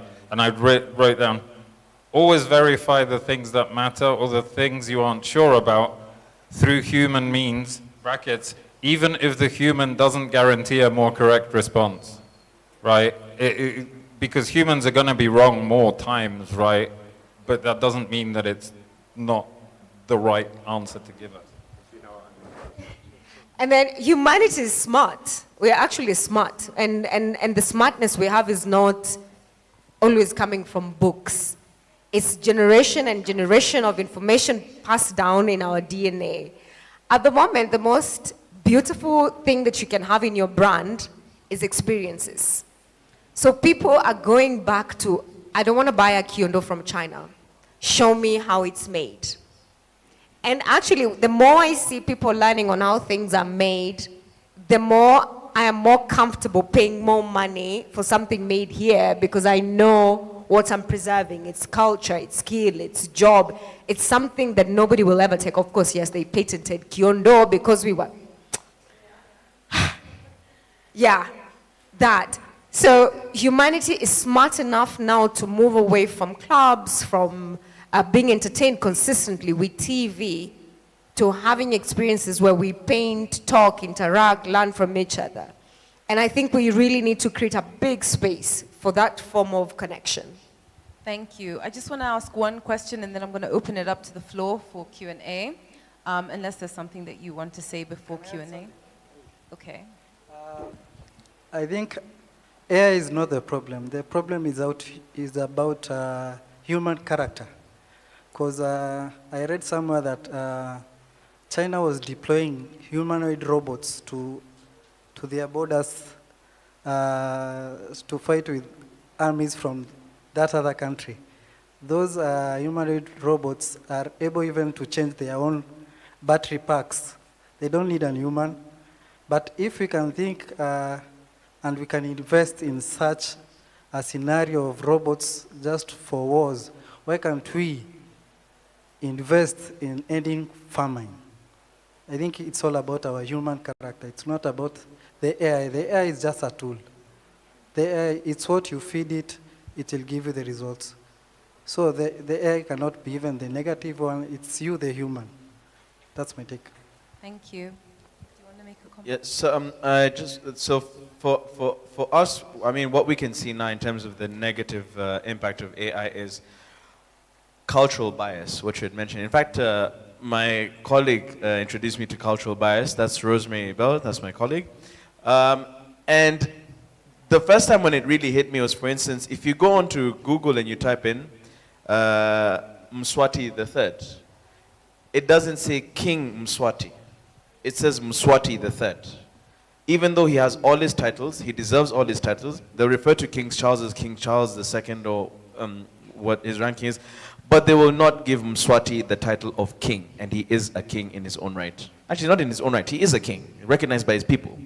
So my one thing when it comes to negativity is, where will we be classed culturally?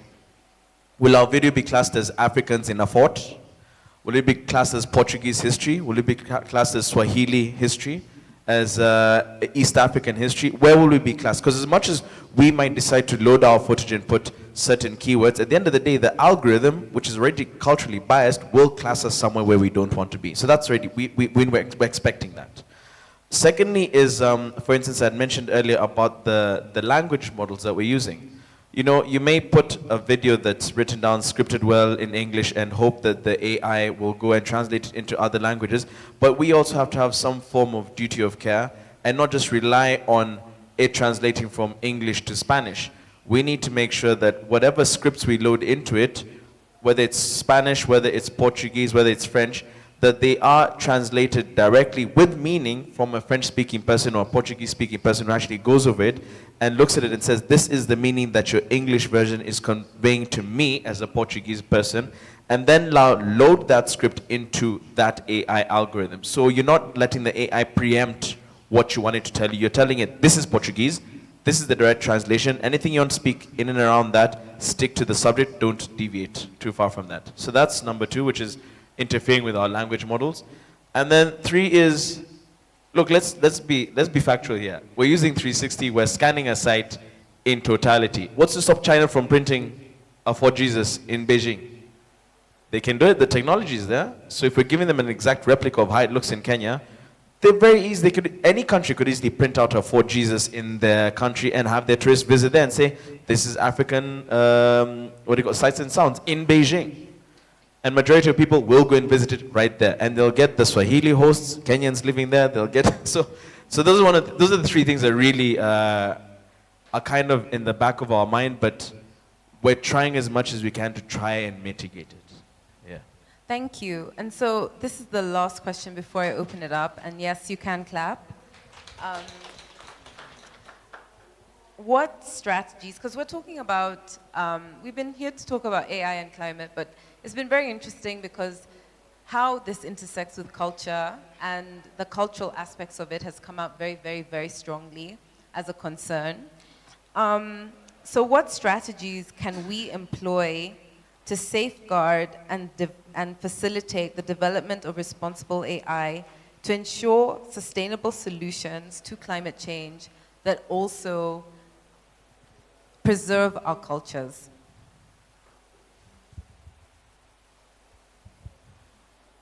You want to go first? You can repeat that question, please. Okay. What strategies can we employ to safeguard and facilitate the development of responsible AI to ensure that we have sustainable solutions to climate change that also preserve our cultures? I'll start by saying a very general principle. In journalism, when you're writing a story, the traditional in journalism, when you're writing a story, there's 5W plus H. What, when, why, which other one? Yes, and how. And so whenever anybody is introducing AI to Kenya, or when you're doing it, or when you want to build an app, just you need to ask yourself all those things. And as it is right now, because sustainability is so crucial now, and you have to ask yourself, how does it affect people? How does it affect the environment? And when all these things meet, who gains? I think that should be just a question, before we even go to the details. For who? Why? When? Which? If it does not answer anything to what you want to go through or your life, really it has no business being here. Otherwise it's just over-engineering things because it has become a space worth going into. Mine is very simple.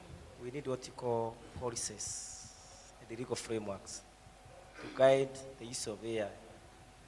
Also, I insist data governance. We need to recognize that indigenous community, they have a lot of knowledge. How do you give them power over that knowledge? Sure, I think just to kind of say, we're probably going to see this industry look much like others, so lots of excitement, some new companies, some incumbents, lots of growth, lots of acquisitions. In the AI, maybe, you know, so it may not be one global company ruling AI, it might be one for healthcare or one for more specific healthcare, another one and so on. I think in answer to your question as well, it's maybe counterintuitive for if you want to be represented by the AI, probably use it as much as possible to teach it your viewpoints. And the more Africans engage with LLMs, the more those are gonna know about people, right? So I think the other thing is really just to try to empower and educate ourselves, whether it's like fake social media stuff, right? Because all of us now could be fooled. It's really, yeah, so I think just educate ourselves to try and decrease the threats and risks that it's posing to us.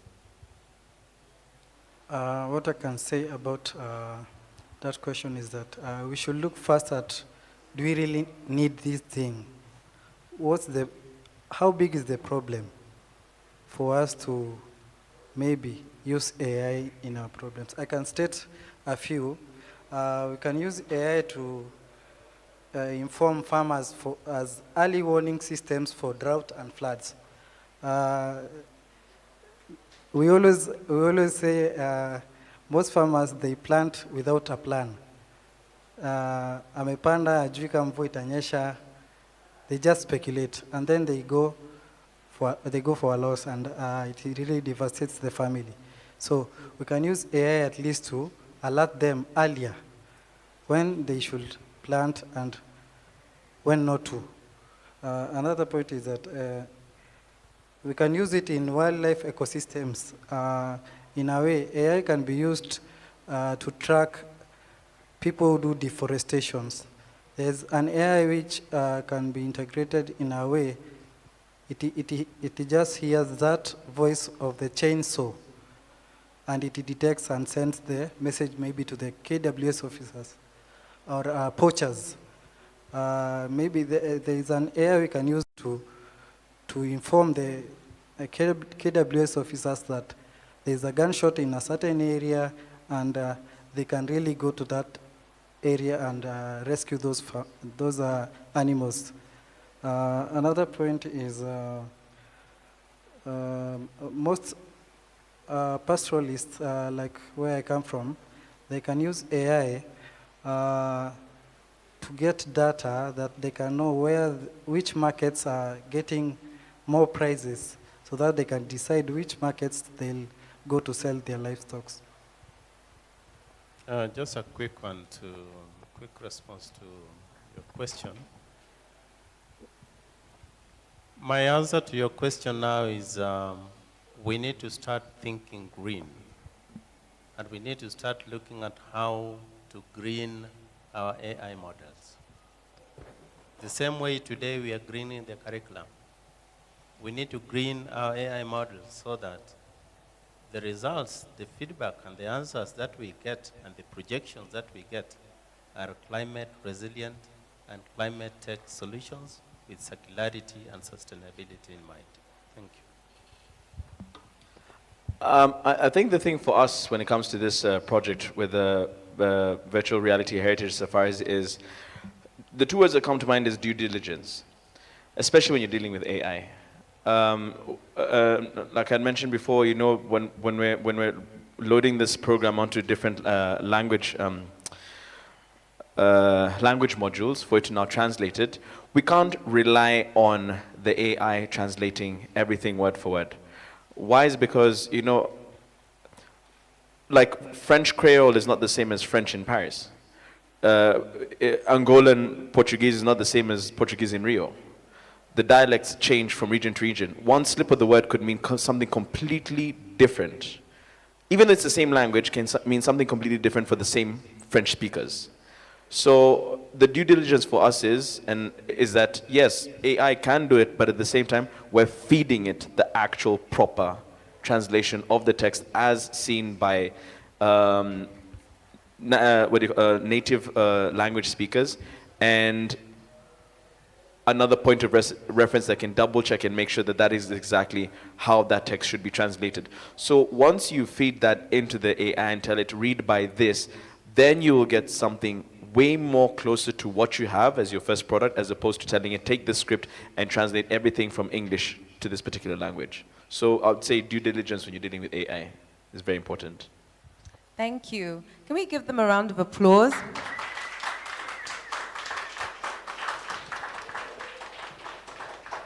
And with that, I just want to ask members of the community, are there any questions we can take, maybe one or two?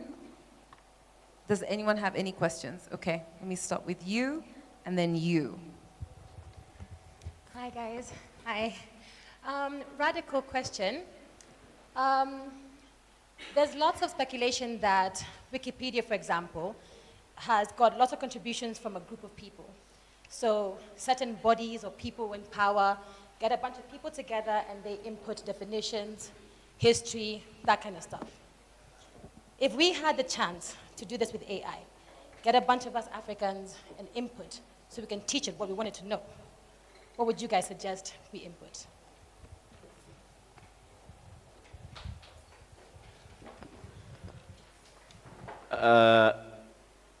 I would suggest, first and foremost, our history in art and culture, because that's the basis of most civilizations, that our culture and our heritage plays a large part. So in terms of like designing the program from the base up, I'd make sure that culture and history is like the backbone of the programming.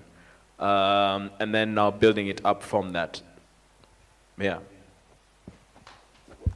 I would add the due diligence part that he was talking about, because a lot of Wikipedia, anybody can literally go in there and tell anything about themselves. So I would add a section where you can corroborate any information that you've given. So a way to prove that what has been shared there is actually true from different sources. To me, we need to input what we call the indigenous knowledge. It's lacking there. Yeah, all of those, and I think we talk about oral history a lot, right? And currently all the history in AI is kind of going from academic papers, sources, right? So how do we expand our understanding of what a source is by using the AI to try and understand the context of its credibility? If it's a Nairobian in 2025, they might know what Nairobi was like, right? And kind of, so how can we better use those models for actually understanding the uniqueness of what we're trying to communicate? Personally, I think Africa, we should start having our own platforms. In the point that there was a certain YouTube channel called African Stream. These guys, they were giving the real history of Africa. Do you know, most of the information we have online, that's not our history. It's an history written from someone's perspective of what they want you to view yourself as. So most of the YouTube channels from Africa, they were pulled down. It was something which was sent from US, that certain platforms from YouTube should be pulled down because they're giving you Africans so much information. And you know, if you don't know your history, you don't know where you're going. Thank you. Does anyone else have an answer, or can the next person ask their question? Hi guys, good evening. My question goes into the AI when you mentioned about legal frameworks, and I believe early March 2025, the ministry had launched the National AI Strategy for 2025 to 2030, and there were already existing legal frameworks, which were protection acts from 2019 and 2018. My question is, do you believe that we still need more than what exists, or there is a lot that still needs to be changed with the legal frameworks that are already in place? Yeah, thank you.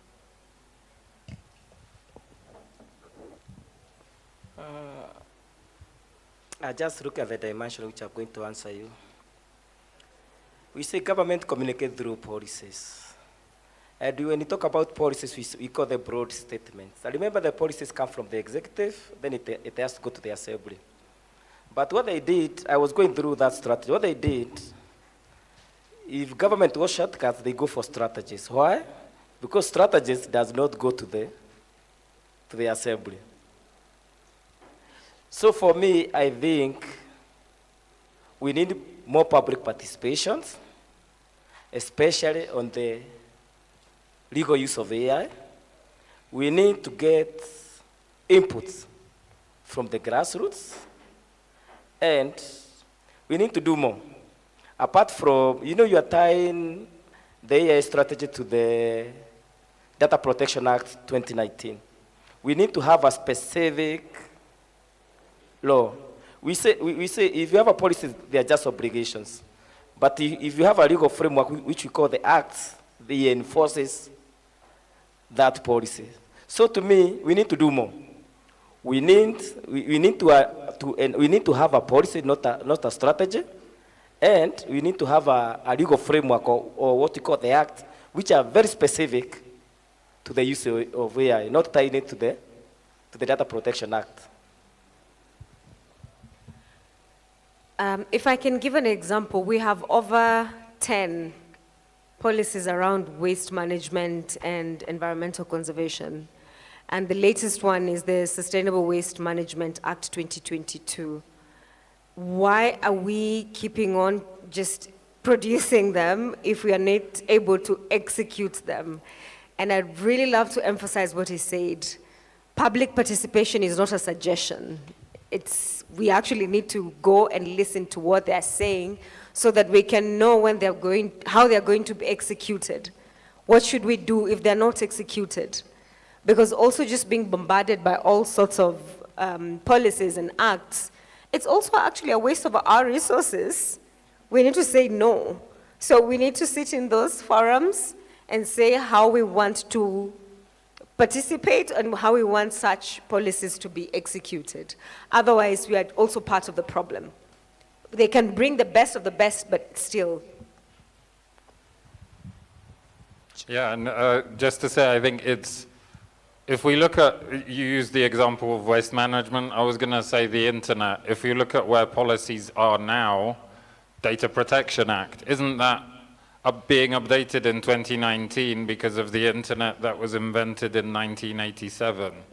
So we're 30 years later, 40 years later, we're still catching up, and and our needs are actually going to keep changing because the threats that are there now, right?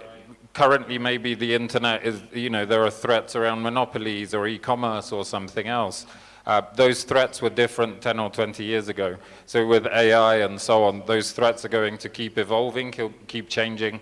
Our understanding, there might be things happening right now, and we'll talk about it in 20 years' time and just admit to it then, right? So, and that's just kind of how things go, but public participation and understanding these things better, and also not just thinking about things twice and trying to inform ourselves and trying to say, right, well, even the energy consumption thing, it is a big consumer of energy, but then to think, well, maybe even the people who run the AI companies wouldn't mind that being a distraction, as opposed to everyone talking about the cultural damage that it's going to do, right? So we kind of have to make our own thoughts about those as well. Yeah, I think it's a fine balance when you come to policy and you come to legislation. And I think since you're interested in this, there is actually a couple of years ago, there's the AI and robotics bill that was put forward. That's a bill that came before policy. And if you go and you look at lots of people who are in the space, that was a very controversial bill because it was trying to control an industry that has not yet found its legs. So we have to give space for innovation to happen, for technologies to find their foot, but we also don't want it to completely run away from us and go into spaces where it's so unethical. So it's a very tricky balance, I think, for policymakers and legislators to get, because if you legislate too early, you might crush an industry. If you don't legislate at all, you might have all kinds of ethical considerations that you have not anticipated. But what is clear is policy and legislation needs to keep up with technology. And that's not an easy thing to do anywhere in the world. You have a question? Okay, we will take two more and then that's it. No, sorry. Check. And yes, I'd like to, before, there's a lady in the front who had a question actually before you. So I'm going to give her an opportunity. I didn't flag it. Okay. I'll give it to you to interpret. Okay, so first I want to say hello to everyone. She's being told stand here, we also want to see your question. So I'll move. Okay. So first I want to say hi to everyone. Hello everyone. Thank you so much for the panelists. We've talked about AI in the context of our country now, but specifically I want to talk about language. We had somebody who was talking about robotics. We have something like that in the deaf culture, but in the deaf community, we are not really aware about how AI can be used, what AI can do for us. But as I had your conversations, I saw very many ways of how AI can be used.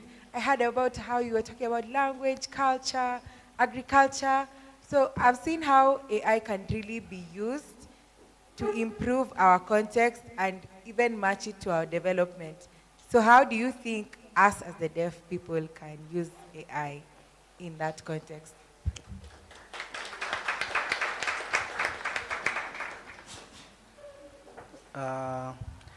From my perspective, I was attending Kenya Innovation Week, and I met a guy called, I don't remember the name, but the startup was called Signverse. That company, it's an AI startup that helps the people who are not deaf to communicate better in such a way that there's a cartoon which when you talk to it, it shows whatever you should communicate to that deaf person. So it becomes a linkage between that deaf person and people who are not deaf, because we cannot all of us learn that language. So there's already an AI in position which can help deaf people. Sure. And I think a lot of the solutions will come from deaf people themselves thinking about their own problems and how they can solve, and collaborating with designers, with scientists, technologists, and so on. Our theme at Nairobi Design Week in 2020 was design is for everyone, right? It's inclusive. Good design is accessible. The more accessible you make something, it makes it more useful for other people. And if you look at the only challenge we might have communicating right now is the language. So whether you're speaking sign language or Chinese, I can still use my phone, and you can still use your phone, and we have tools to communicate. Okay, for me, and part of this panelists, we are going to apologize to the community, especially we call them abled differently. And especially when we are making policies, we are coming with innovations, you always forget about them, and we apologize for that.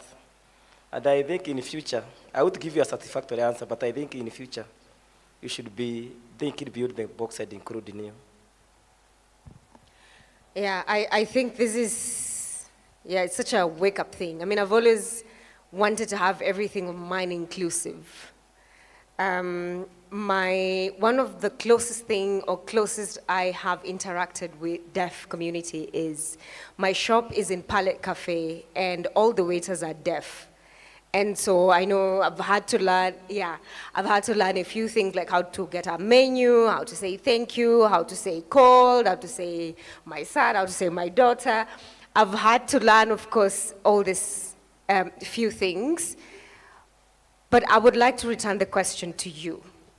How can businesses like mine, how can storytellers like me make it better?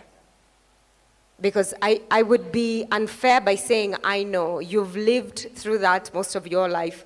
I would really love that. And if it's not discussed here, I would love to host you, and probably, I don't know where I can, anywhere that I can share, because I'm sure so many people would know what they would want to know. I'm tongue-tied now. They would want to know. And thank you, really, thank you.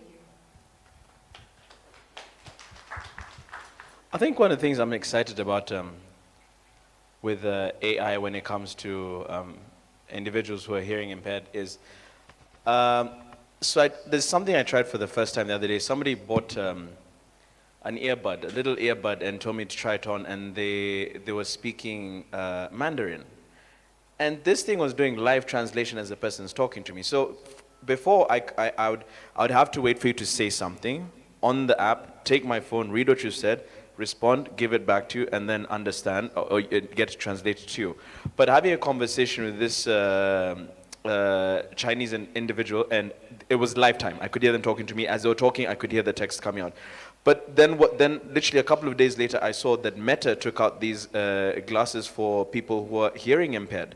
And what it does is that if you're having a conversation with somebody who's using sign language, the AI actually tells you what they're saying, and the text appears as you're talking to them. So that for me is really interesting and exciting, because, I mean, okay, maybe my mind goes a little bit far, but I'm just assuming that if you're hearing impaired, being in a community and not being able to speak, there's so much information that you take in visually. There's so many things you pick up on visually that nobody would ever see, because you've really heightened that sense.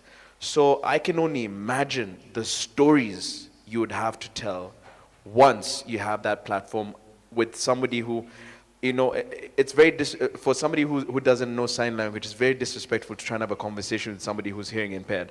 But now that I can actually have a conversation with you and type out the text response to you, I think is fantastic. So I think, one, it's definitely going to increase the amount of stories out there, and it's going to create a lot of interest in being able to see a point of view from somebody who has had a completely different view on life, but in the same position you've been in. Yeah, I think we need to look at inclusivity when we are engaging the AI models. We also need to look at inclusivity when we are designing our policies and regulations, so that when the data sets are generated, they're generated with this kind of inclusivity in mind.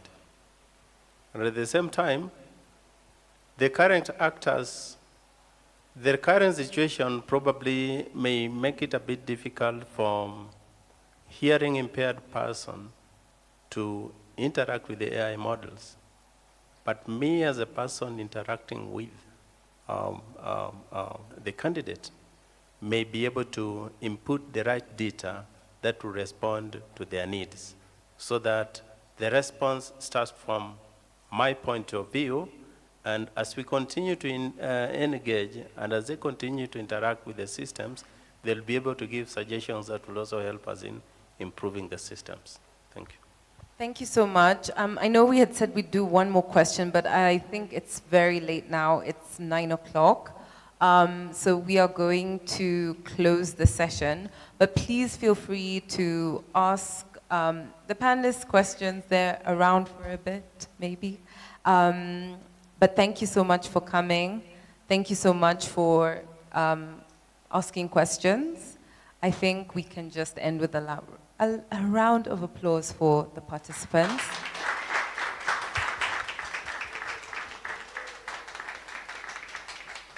I'd also like us to give a round of applause to the sign language interpreter.